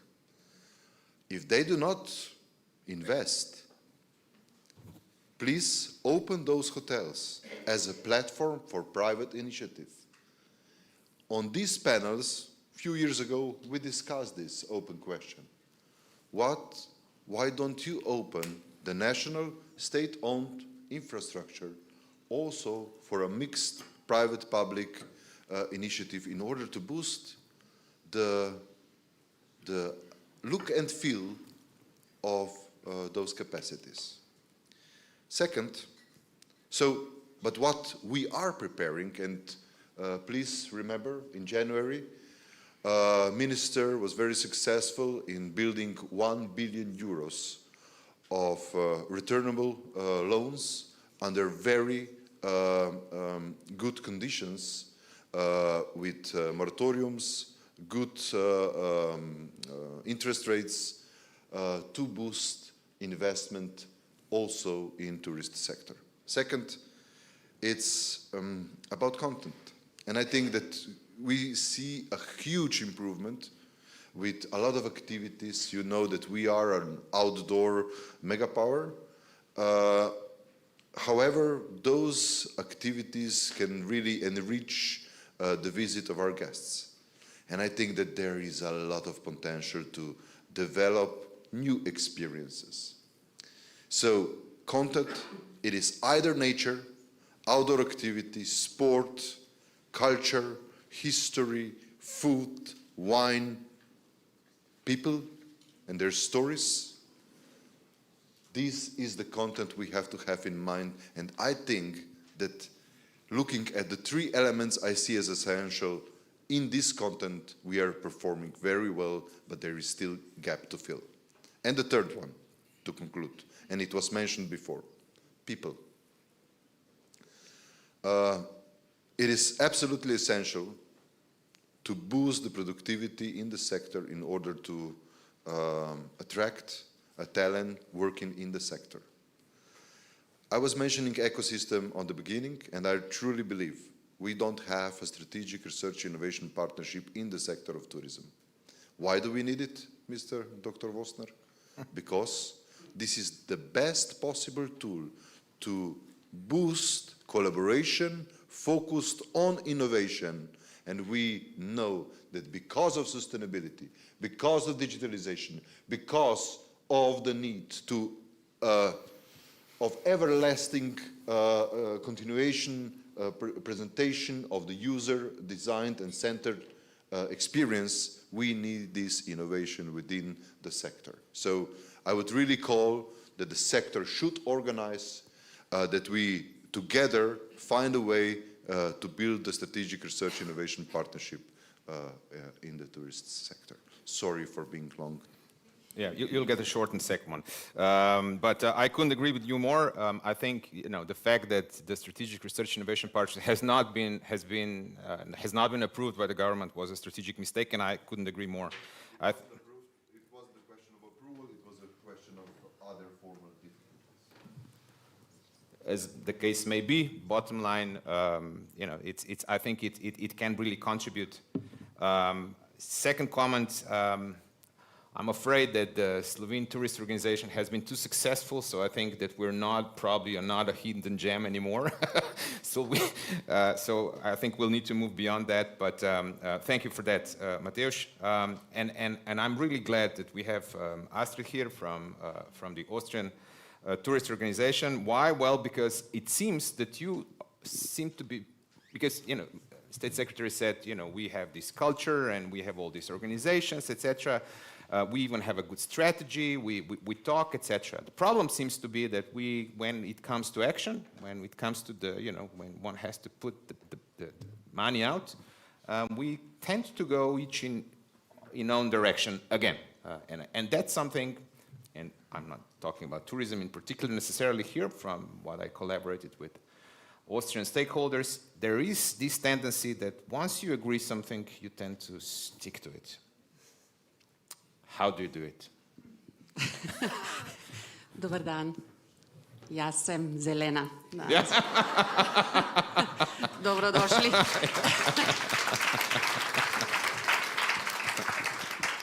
I will be short and I will be positive, okay? Austria is a very, very successful tourism country. I mean, we are among the most successful. I think we are now in the top 8 in Europe and top 15 in the world. That's great. We have 154 million overnights. Also great. We have new markets. It's rising. Even we had a bad July. It was raining. Still, it's rising. But that's not enough. It's not only about sustainability, but in Austria we have actually a strategy, yes, but strategy are only good when they are implemented, because otherwise in every country we have a lot of papers. And we are talking a lot about problems. We talk a lot about sustainability we have to do to implement. And now we have a huge actually participation process because we have a new government in Austria. But it's not changing so much, so that's the good thing. But we have a huge participation process for the framework of the tourism strategy. That doesn't mean that we have to follow it. We are only a small part, but the framework is about employees, workforce. It's about AI strategy for whole Austria tourism. Because workforce, if we sell our nice pictures worldwide and if we welcome our guests, but we have no labor and no employees who are friendly and work in tourism with passion, we will lose. In Austria, our salaries rised 37% the last 3 years in tourism. Our costs of energy are tremendous. So we have many overnights, but the hotels itself and all the industry does not earn that much as it should. So we have to be very cautious about overnight stays, and we are not going into our press conference and talking about wonderful overnights or records. We are not allowed to say record anymore. Even not our. Who said it? Who said it? Even our state secretary, we don't do it, our regions don't do it, our destinations, because we have to be very cautious with this word. So, but still we have the strategy process with the participation of 9 regions. We have more than 200 destinations in Austria. We have actually 90,000 stakeholders when it comes to tourism. So we have a lot to cover. And when this Vision T is done, the regions and we as Austria Tourism are the coordinators to implement it. But as you can imagine, we are a federalistic state. Every region has its own tourism law. Every region has its own city tax.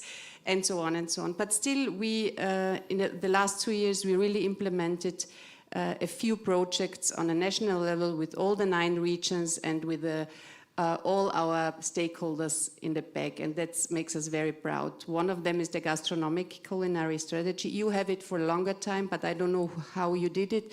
We really involved all farmers, winemakers, restaurants, cooks, chefs, hoteliers, regions, destinations, and it took us 1.5 years, but still we stand behind it and we receive very good feedback. But it takes so long, and now we are in the implementation process. So I think the key is the collaboration, not to take us so important, just work on it and implement those things. And we have many, many platforms to talk to our regions and to talk to our destinations. We have a destination network, we have a regions network, and we as a Austria Tourism are for the orchestra, like you said, somebody has to orchestrate it or lead it, even though they are not my shareholders, and I'm not the shareholder of the regions.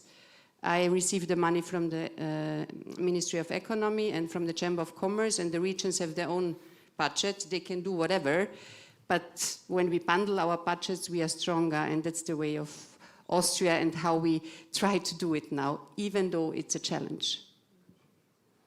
Excellent. I think on gastronomy, etc., as a Slovenian tourist, I think we're doing quite well. I think that's something that so it's not like, I said, we can do stuff, but we can do better.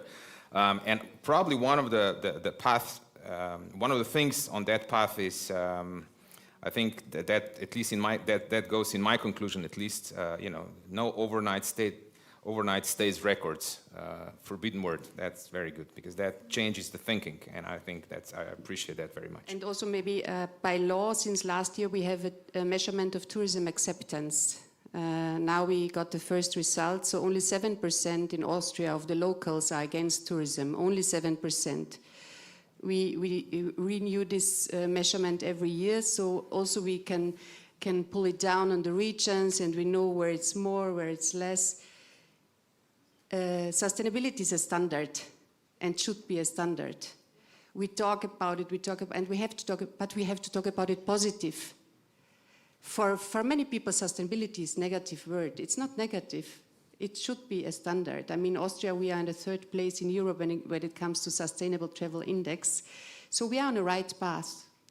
But we have to include the locals. There are many initiatives in Austria to include the locals with employee cards, with really incentives for employees, not only for the guests, but for employees. That's also the key to include on a social way the inhabitants. Yeah. Which links very nicely to what Jana said before, which I will challenge now. You mentioned, it's this local level and the perception and attitudes. And I'll use the analogy from the food processing industry, right? Here in Slovenia, we have these stars in food processing industry, which are small firms, super successful, with differentiated products, it's through the roof. And I call them Tina Mazes of our industry. But that's not enough if you want to really pull your whole country forward. It's not enough to have super champions if they're rare. And that I think is one of the challenges for tourism as well. We obviously, as everyone does, we have superstar tourism providers. But how do we go beyond that? This is not a one-off. How do we enlarge even on a local level? Probably we have very good examples. But how do we enlarge? How do we go beyond that? How do we make this value on the destination level, on the regional level? And that's something that you said before. We're not attentive enough about what's going on at the local level. Although at the local level, my feeling is, tell me if I'm wrong, that we're actually the relationships there, at least in Slovenia, are quite positive. And I think the attitudes on the local level towards tourism I would assume, are quite positive. Might be wrong though, but isn't it the case that we should do more to kind of connect it on a broader level? And I think Austria here serves as a good example, because this multi-level coordination approach that they have an inbuilt one, that's something that we don't. How would you assess Yeah, that? well, I agree we are not yet there with the problem. First, you just answered that question, but I was still surprised the other day. I walked in Ljubljana on Petkošek, and there is already a graffiti, tourists go out. So obviously those are signs. Where in Ljubljana? In Ljubljana. So Okay. yeah, you know, we don't have the really big problem, but you can still see some. Really, I have a friend living in Bled, and you know, every time going to Ljubljana, she stands in a queue, and it's not sure if she will be able to get on the bus from Ljubljana to Bled in the summertime, and so on. So this is again back to infrastructure. So we have indications that there can be problems, and we need to be super cautious about that and have them in mind and look into them. Not only just, we also do through Slovenia Green surveys between inhabitants, and we measure that temperature where it is, but still, do we do enough? Do we react enough? That's, I think, still a different question. But when it comes to integration on all the levels, we are talking about values today and how sustainability is our value. If that would really be completely the case, we would not have to talk about why don't all the businesses go into sustainability and follow that path. So obviously, well, some people think we're talking about the wrong thing. No, it is. I believe that I completely agree with Dominic. No, I'm challenging because I think let's go in that direction. I completely agree that sustainability is a standard, and we should embed it more as a standard and not so much as a choice. You know, that is the fact, because otherwise, if it's a choice, then I say, oh well, I don't want to engage in all the bureaucracy. I don't want to change things. You know, it's okay. I barely already. You said it yourself. You know, the margins, the earnings in tourism sector are not big. So why invest again in something which I don't know what kind of return on investment it will bring back to me? So it should be a standard. It should be more integrated in, I don't know, our categorization. It is very much embedded in all the tenders when somebody wants some kind of access to funding and so on. This should be probably even more. We should work on values, which was said before. I completely agree with that. Obviously, our values are not there where we want them. Otherwise, we would not be talking about that. So that's one thing. And the other thing is like really integration. And the third thing is I always think that if you start to put so much legislation, like for example, the EU directives on green transition and green claims, which didn't come true, sometimes I tend to feel like that, like that kid in the class who is creating problems, and that because one kid in the problem is creating problems, that the whole class would get punished. That analogy. And sometimes you feel that way, that a lot of destinations, businesses are doing it right. They're not doing the greenwashing. They're doing it right. They're following the certification programs which are looking into things, and things are solid. But, of course, some people, there is abuse of that. And because of that, everybody now needs to completely change the way of, when it comes to certifying and so on. So this is, and the other thing in this aspect, which I think is super important, is instead of maybe, always using the stick, to use the carrot more often. And if you build enough positive motivation about the goal that you want to achieve, it will be much easier to achieve it. Like, for example, in Slovenia Green, the good effect was like, when we started and we tried to bring the destinations in, at one point it changed, and it was like, if I'm not in, I'm out. So, it builds so much momentum around it and make it so appealing and so much more to link it to so many other benefits, also promotional benefits and so on.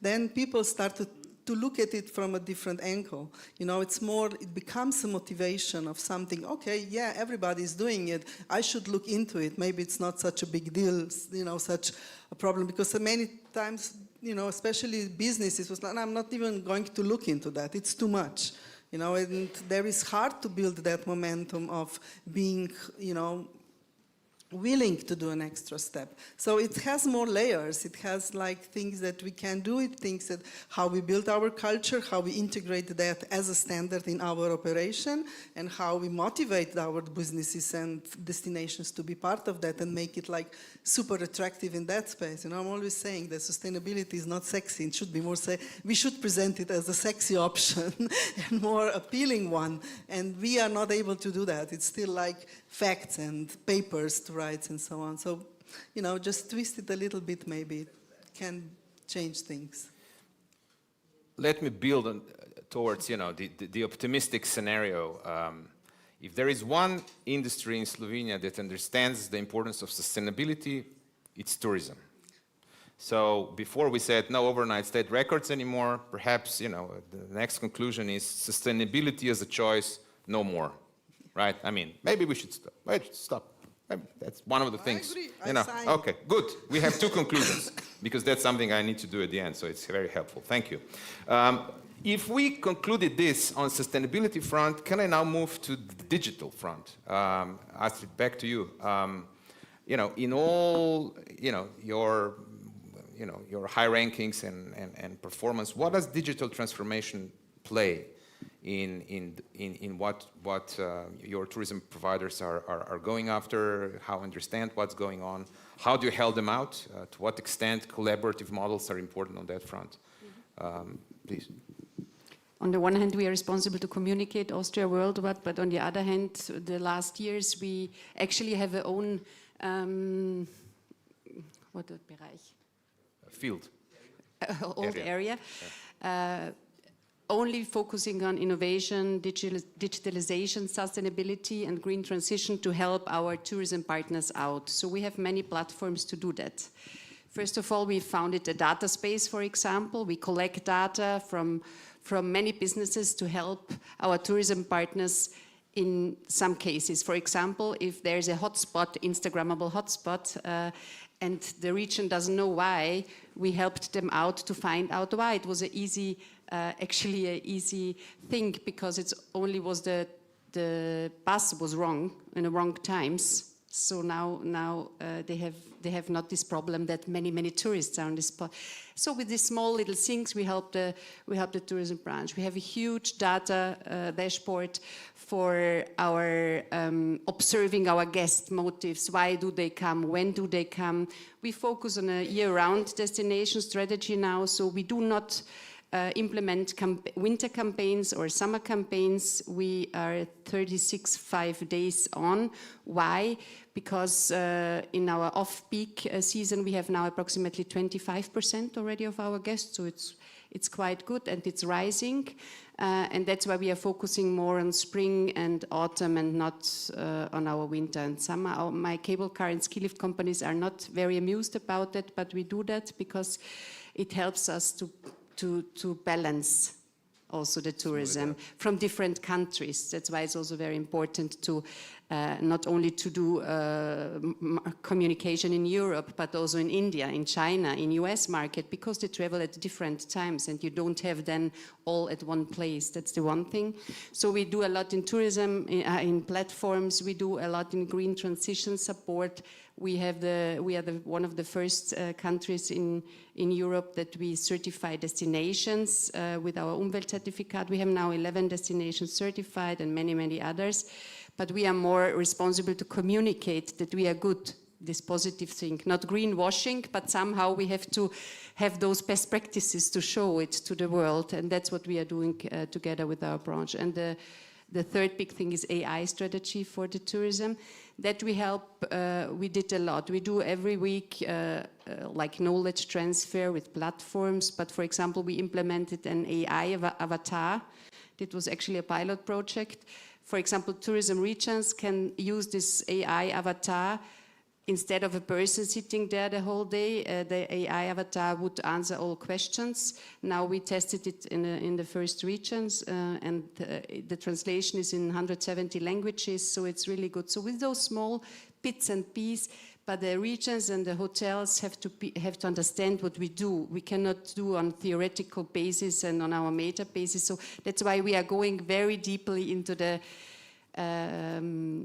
speak easy and do it easy, because AI for us, it's all overwhelming. And a hotel has no time to do everything, everyday AI challenges or whatever. So we have to help them. That's our duty and our task.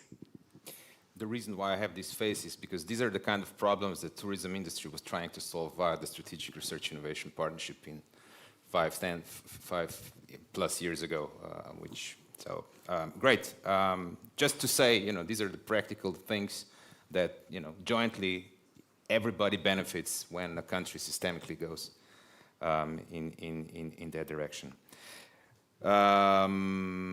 I'd love to ask you more on AI, but I'm afraid we don't have time. Just to say that all the panelists will be with us, will stay with us so that we can ask further questions, I hope. Because I think these kind of things are really, can be inspirational for our future thinking. Which brings me to our future thinking, Mr. Frangež. We are now at the cusp of, the EU is negotiating the next financial perspective. Slowly, Slovenia will start to prepare and think about what our priorities will be. What is the kind of vision that you will put on the table if you'll have a chance? When I mean by that is if these discussions will start soon enough, because we have elections next year. What would be things that you would put on the table, and also so what will you do, but also what would you say other stakeholders must do, and what the government will do to encourage kind of concerted actions of all of us? And please be short. Yes. Sorry. That one's hard. Dr. Wostner, you know that I consider your brain and brilliant analytic skills as a national treasure. So it is not what I will do, because with the presentation of the development report, you've set what our priorities should be. It is the question, how shall we do it? And in terms, since there was a talk about digitalization, two things. You know that we don't score well in usage of advanced digitalization tools, big data, cloud infrastructure, etc. I'm really proud that Slovenian Tourist Board, together with Ministry, managed to present the National Information Core for the big data creation and collection, which will enable similar impacts as we saw in Austria, so better management, better building harmony also within local communities with managing the tourist flows. However, yes, there are a lot of potentials to build on digital experiences furthermore. I'm really proud that we have digital giants like Arctur, for example, who is selling information, digital infrastructure, data collection and data management as a Slovenian digital product globally. But I'm also very proud of the local communities that understand that, digital should unite with the analog. And I would really like to put an example of Maribor, my home city, who experienced a really amazing growth in recent years because the city is building itself and the community around the tourism. And the products we present to our guests are foremost the products for our local community experience that is there for the local people. And it is just a step to invite then guests to enjoy what we have to offer and the privilege we have to experience it. So I think I didn't answer the very complex question. However, I think I should stop to prevent to being too long. Okay, the discussion will be long anyway, and there is a lot of uncertainty on EU level anyway, so yeah, there will be time. But nonetheless, Mr. Rajman, with regard to in the field of mobility, Eduardo in the beginning mentioned seamless mobility. That really matters when a tourist comes to a place like this, that he can go around. What would you recommend to the government they should do, but also to the tourist industry? What kind of solutions, perhaps, something practical, perhaps not something that we can, introduce in 5 years' time, but things that are, that can create value even in the short term. What would be your recommendation? Well, definitely the way is sustainable mobility, but I think we also need to define this sustainability. At least for me, sustainability is not, I know, counting of gender-neutral toilets and putting them into some reports or something like that about statistics. It's really about making this business model sustainable in the sense that it is sustainable in the economic way. It can provide, it can generate profits in the long run without creating problems for the society and for other stakeholders. And with this understanding, I think it should be understandable that that's the opportunity, and that's probably the only way that we can aspire. But to be more concrete, what we can do in the term of transportation, definitely in Slovenia we are in the unfortunate situation that our public transportation system is not very effective. But to be honest, it's hard to make it this way because of the way we live in Slovenia. Actually, there are no major cities with millions of inhabitants, and basically we decided this way. We wanted to live deliberately this way with job opportunities also in other regions, not only in the main city, and that's why it is really. It's more difficult, and it is not easy to adopt recipes from abroad. So we really need to develop our own solutions, at the local, at the regional, and also on the national level. Really concrete plans, but on the other hand, the municipalities are.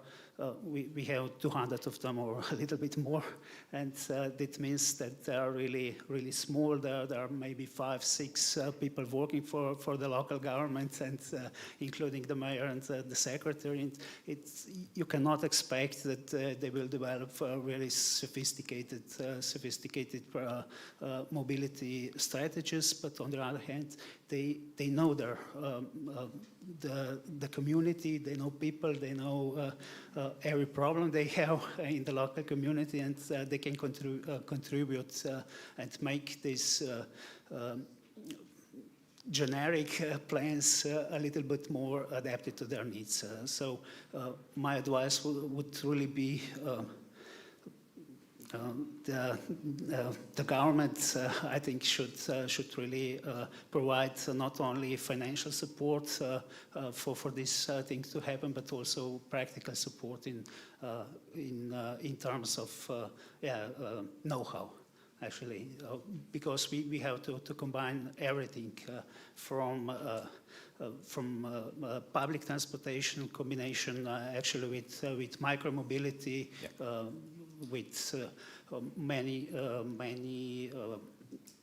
hidden gems actually are accessible by bike, or at least by electric bike, and this is everything that we have to take into account. But there is probably no way around electrification of personal cars. This fleet has to be electrified, but on the other hand, there are some great opportunities actually in this field, because as you all know, the renewable energies have also their problems. When the sun is shining, there's a lot of energy, but there's a problem if there's not enough energy, but there's also a problem if there's a lot of it. And tourism is actually at its peak in summer when there's really plenty of energy, and if the visitors would come by electric cars, and if we would be able to provide them with the necessary smart charging infrastructure that can be adapted, that would probably be a good solution. But yeah, there are probably also some other things that can be done. There are some, yeah. I also want to be. It's the clock changed color, so. Yeah. Definitely. Sorry for interrupting you, but I really liked what you said. It was what we decided for, you know, in terms of public transport and the way how we do mobility, and I think I think it should be said in exactly that way, because it was a wrong choice, I think, for many reasons, not least for tourism, but there are many other dimensions and consequences, and I think that's something that will need to be rethought. It won't be within this fora that the kind of systemic solutions will be sought, but I think it's another opportunity for growth, value creation, because exactly as Mr. Rajman said, we need to find our own solutions, and those solutions can be sold to other parts of the world. Right, so the color changed, the clock changed color, but nonetheless, Eduardo, you started this panel, and I would like to wrap it up on your part as well. You are sitting at the EU level. What are the things you would argue are the things that we should be doing together so that we would be able to better target? And the word I would underline in particular is to future-proof what we are all doing, because I think from the top, if you will, even even simple things as analytics and looking where one is, what the future scenarios and projections are, that's incredibly valuable. So what would you say, what we can do better together? Slovenia, Austria, for example, is, the collaborative, cross-border collaborations, promotion like that, these are, I think, excellent examples of how we can be in a win-win world. So just one last ask. Please wrap it up on an optimistic note. That's what we need. Yeah. Well, maybe let's start. Look, I will compare it with someone climbing a beautiful mountain here in Slovenia. Okay, if we focus too much on the difficulties of the climb, you forget why you are climbing the mountain, the star that is guiding you, and your motivation to travel or to do that hike. So while focusing on the difficulties is important to solve them, we also have to inspire. We still have definitely a sector of people, of peace, and of happiness, and we should spread those values among everything. But since in the question you sent me, you say, please, and in the briefing this morning, say, what are the biggest priorities at the European level? So we talk about all of them already: digital and green transition, strategic coordination and governance, connectivity and cross-border mobility, and maybe a little parenthesis here to say that 3 of the main sponsors of the Bled Strategic Forum are Microsoft, are Novartis, and are Porsche. Microsoft will tell us how are we going to work and how we're going to probably travel through digitalization. Novartis is going to tell us how long we're going to live and, to be able to travel. And Porsche is going to tell us how are we going to move around, in which kind of means, and how fast. So my appeal to this room and to many others is to open our rooms. We're preaching always to believers. We're talking people that, understand what we're talking about. We need to be confronted. We need to be also say, no, you're wrong. Eduardo, you're wrong. This is not going to work out because the mobility sector is actually working in the opposite direction of what you're saying. So I think we have a problem of being too exclusive, and we have to be very inclusive in tourism and start opening in a multi-sector and multi-layer. More priorities also resilience and support for recovery. We are not out of the woods. There will be something happening in the next 6 months and the next 6 months, so we also have to be prepared. inclusive consultation and stakeholder engagement. Maybe the two things that I would like to remind, this is on behalf of our colleagues of the European Commission, and there is like a new sustainable tourism strategy undergoing. So for the first time, these should be coordinated from Brussels. That doesn't mean that they are going to prescribe to the member states what they should do, but at least it will be like a blueprint for all of us, to give direction. And last but not least, I think there is no more hope that see this room, full of people engaging, the Bled Strategic Forum like flourishing, Slovenia dying of success, if you want. Okay, at least, this is a great start. Now we just have to engage more with our locals, engage more with our entrepreneurs, with our governance, and with everybody on politics. We always have to point politics when they do something wrong, but there's a lot of positive done in this country and beyond. Positive on that. And Peter, last but not least, of course, it's up to us to make the change. I hate people saying someone should do it for me and not. I think everybody has something to say and something to do in your little, medium, or big role. Thank you. Perfect. Thank you.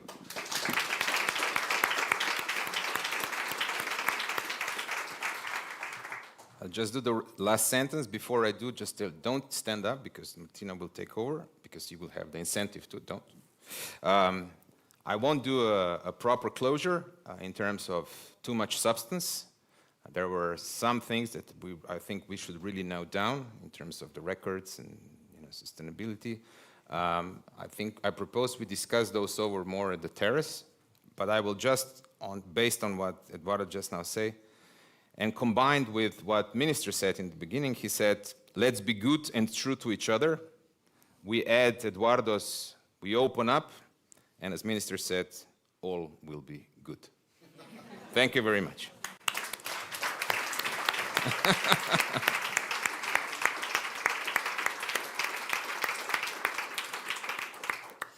Yes, a big round of applause and a big thank you to Dr. Peter Wostner and all our amazing panelists. We are actually continuing this discussion and we are continuing it with you, our dear audience, because now it's time for you to speak.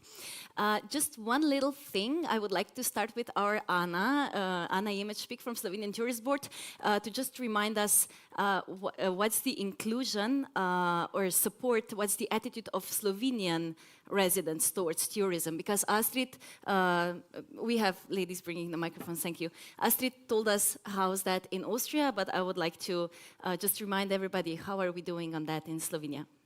Thank you, Martina. It's working. Can you hear me? Yes. Okay, it's working. Great. Thank you for letting me tell this. So last year, we at the Slovenian Tourist Board did a survey, a resident sentiment index, that showed that only 4% of domestic population in Slovenia could be considered tourismophobic. So that's a really good sign. But that's a really good sign for us, and we actually do have a 71% net growth support index. So that's really positive, and we hope that we will keep that and we will continue working on that.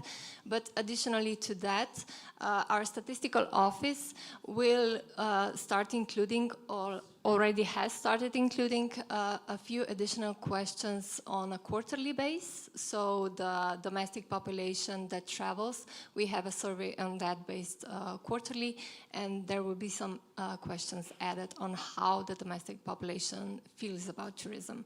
So we will have that even more frequently, and we will try to include that in our national intelligence system for tourism, of course. Thank you. Okay, so yes, thanks. Now we have maybe 10-15 more minutes for the discussion. If anybody in audience, okay, I already see the first hand over there. Our kind assistants will bring you the microphone. Please stand up, introduce yourself, and let us know if you have a comment, a question. And let's keep it brief. Let's try to be inside 1 or 2 minutes per person. Thank you. Yes, thank you very much for this opportunity. My name is Igor Jurišić, coming from Hosteling International Slovenia, so the network of youth hostels. And talking about challenges in the future, I believe we have an elephant in the room, but we haven't addressed it. Namely, our leaders, not long time ago, decided to spend 5% of GDP for defense. It means in case of Slovenia, if you compare with last year, it will be over 2.4 billion more, or 1,200 euros per person. So this expenditure will certainly influence the purchasing power of the people, possibilities to invest in tourism and so on. Surely, if you take from one side, you must, if you give to one side, you must take from other. So I'm asking Mr. Eduardo, if Mr. Eduardo Santander, if there is any European strategy already how to overcome this this challenge, because as I said, if you divide to this rise to all Slovenian citizens, it's 1,200 euros per year. If you divide it to those who contribute, so those who are employed, it's 3,000 euros per year. So 2 salaries per year will go to defense, so people will spend less for other things. And tourism is normally the first what we cut, even if we need it more than some other things. So if you have any strategies, please present it. If not, just present the plans how you will challenge this this big problem. Thank you. So just for information, I don't sit in NATO meetings like deciding anything. So it would be interesting though, like to see. Now, I understand where you're coming from, and you know, like the budget obviously is an issue also where it's taken from one place, it's not put in another place. I guess so that we have to consider European tourism as the maximum exponent or expression of our freedoms. The European project is still in a baby state. You know, we are young, we are fragile, we are vulnerable, and you know, we're trying our best, you know, on this very little story to keep this peace project, and this is coming as a cost. We thought everything was up and running, and we'll, you know, like, but you know, there's been a couple of wake-up calls, and you know, like our government, for good or bad, have to make tough decisions of whether, you know, we want to keep this peace process protected from some threats that are there or not, and this is having obviously the consequence of shifting budgets. I think though, and it sounds philosophical, it sounds naive, but tourism is a huge force of soft diplomacy, of understanding, of people-to-people dialogue. The more people travel, the more people understand that there's no need for, you know, sometimes armed conflicts or, you know, or confrontation or anything else. And you know, it sounds a little bit naive and philosophical because, you know, it's easier said than done, but it's true. You know, if we look at Slovenia, at the past of this country, this is a successful story. You know, tourism paved also the road, you know, for ex-Yugoslavia to become the place, the beautiful destinations they are now. In my own country, the Basque country, back then when I was a child, nobody wanted to visit. You know, it's one of the most visited regions in Spain. Colombia, one of the other places that was a no-go, and now it's like a place, you know, to go to. Like you see, tourism has a transformative power of making people see that things go beyond armed conflict, beyond like trade wars and so on. So we should keep this going and not losing. Okay, we were discussing, Astrid and others yesterday over dinner, that, you know, the budgets remain the same sometimes, but, you know, the inflation star or, you know, defense takes part of our cake. But, you know, it's not how much you get, it's what you do with what you have. And this is very important, talking also about your presentation, Peter, because it's about like productivity and yield. You know, from little budgets, you can make a lot of things if they are well managed. And, you know, the Secretary said went, but I know that Slovenia is also not having the biggest of the budgets for tourism. It's not like, in that, you are not ranking the top 10 of budget, but nevertheless, you are a successful story. So, sorry if it doesn't answer completely your question, but, you know, the whole point is that we have to keep this hopeful and grateful also path of what we have achieved in such a short period of history. Thank you very much. We had another hand already here, Mr. Černjak. Yes, was already before, and then we're going to the lady. Yes? Okay.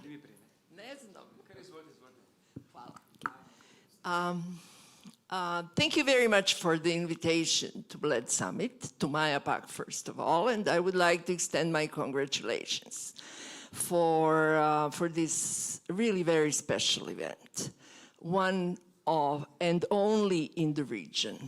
My name is Gordana Plamenac, and I represent Danube Competence Center, and this is an international organization covering all Danube countries. To add on to the fact what we do, and we do project development, enhanced cooperation, promotion, and so on, managed Roman Emperor's route and the Danube wine route, I would like to point out something that we missed to mention today. And these are, with the exception of joint initiatives between countries like Croatia, Austria, and Slovenia, we missed to mention what do we do on more vaster level, such as, for instance, what we do. But we also have 14 countries in the Roman Emperor's route. Why am I mentioning these routes? Because there are 48 routes certified by the Council of Europe, European cultural routes. Many of them cross all the countries here also. These routes are actually the opportunity to release over-tourism from some destinations. They are also possibility to enhance less known destinations, hidden destinations, as we mentioned today. They are also great opportunity to contribute to sustainability in overall sense, and they are also contributing to something so-called regenerative tourism. I would really not take more of your time.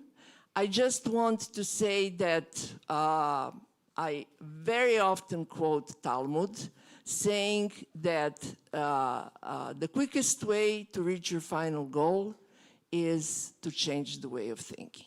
Thank you. Thank you very much. Okay. Because we are very short on time, we're going to take 3 more short questions or comments. Okay, we have one here, then one over there. We're coming to you next. Mr. Černjak, please. Hvala lepa, Dominik Černjak. My mission in my life is to create sustainable tourist products with high added value. And if you want to do this, you need to learn, follow, listen. And I need to say that this panel is one of the most interesting panels in the last 20 years, especially thanks spiced by the Peter. Thank you very much. And the question, I have 2 questions for Mrs. Astrid. First is, you said on the press conferences, you're not talking about the records. I think this is a very good idea, and I support it. And my question is, what are you talking about on these press conferences? And the second question, you said that you are supporting very much the small micro-tourism, which is the base of actually in Europe, mostly of all the industries. How do you support them, or actually what are your tasks, how to support these micro companies? Thank you very much. Thank you. Of course, I'm talking about figures at the press conference. Why we don't use the word record? Because we recognized in our tourism acceptance studies, when we talk about records, the locals feel even more offended. Oh, now again, more tourists will come, and now she said US tourists, we have plus 20%. That's why I think with small little things and tricks, you can a bit be more sensitive towards the locals. That's the first thing. And now we try, even statistics Austria, here you are statistics Slovenia is also here, I think. They make a press conference and a press release always with the headline records. We are on it to slow it down a bit. That's the first thing. And the second thing is, we think when we always talk in theoretical thing, that was before I started this job, nobody understands us, even no micro companies. They have nothing out of us. I mean, we are financed from ministry. This is tax money, so they have to feel us.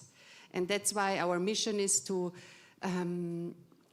to give value to the tourism partners. It doesn't matter how small they are. And that's why we have different platforms for different target groups, for hoteliers, for incomers, for travel agencies, for thermal spas, because everybody has different has a different approach and a different task in this whole ecosystem. And that we do either with I don't know, with data stewards platforms, with the sustainability ranger, if somebody's interested in that, with AI challenges or AI knowledge transfer. So small and little bits with this department I told before to support our economy as far as we can. Thank you very much. We will count this as 2 questions because there were, and the clock is turning light again. We have one more comment or question over there, please. Yes, thank you very much. My name is Maritka Rangus. I come from the Faculty of Tourism, University of Maribor. And I would like to thank you all for your insightful speeches, comments, evaluations. And it's all too overwhelming to address them all at once. But I would like to relate one thing that's perhaps the most relevant for the role of the faculty where I come from. Namely, you mentioned several times the need for, people who know how to do things. Mr. Santander, you mentioned, it doesn't really matter how many resources do we have or if we get less budget, but what do we do with it? So we have, and on the other hand, you mentioned the shortages in the workforce. We are overcoming those in a different way. So I would like to hear your thoughts on how do you feel about the role of the universities, which are primarily there to train and educate future workers in tourism, provide knowledge, provide also experience and resources, and of course help for the challenges that tourism needs to overcome. But on the other hand, we hear that, the people maybe are too skilled or too trained or too many graduates in this area. So I'm wondering, in your opinion, what's the proper relationship, between the skills, the training, the knowledge we need to provide for overcoming the future challenges in tourism? Thank you.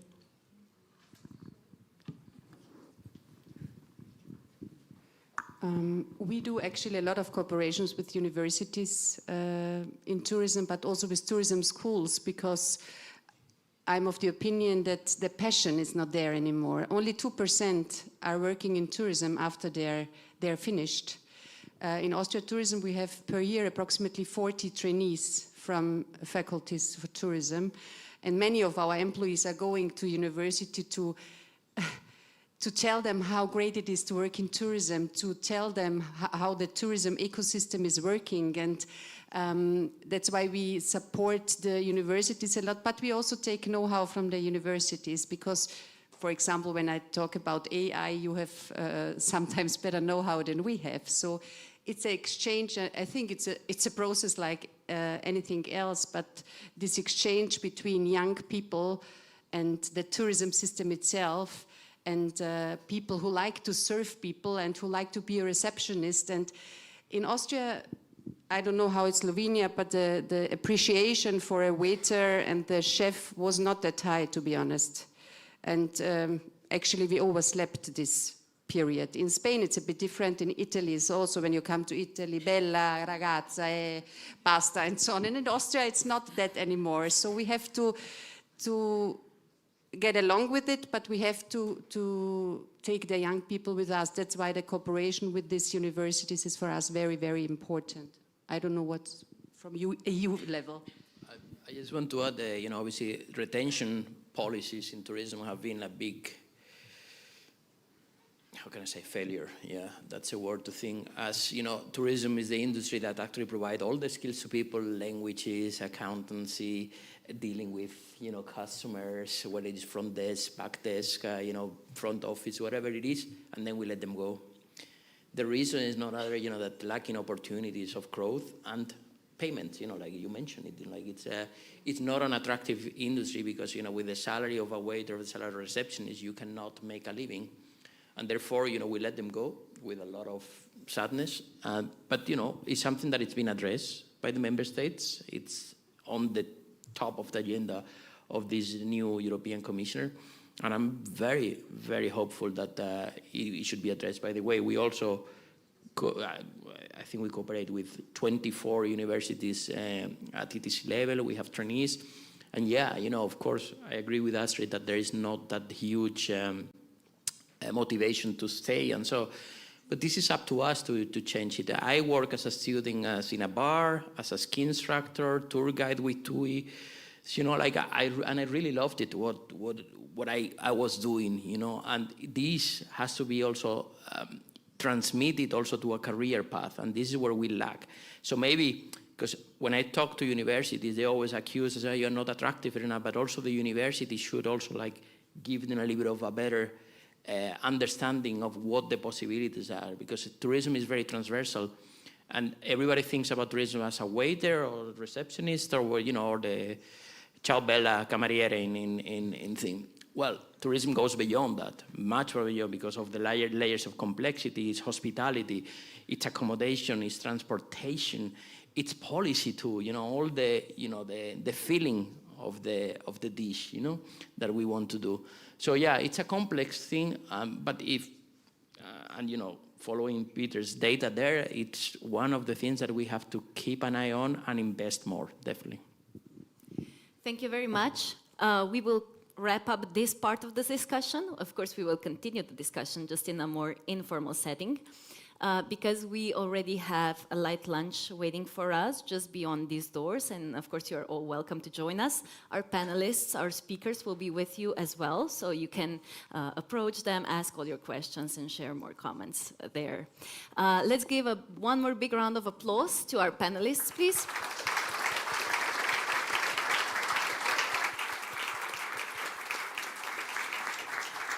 And basically, everything has been said. We are continuing our conversation outside.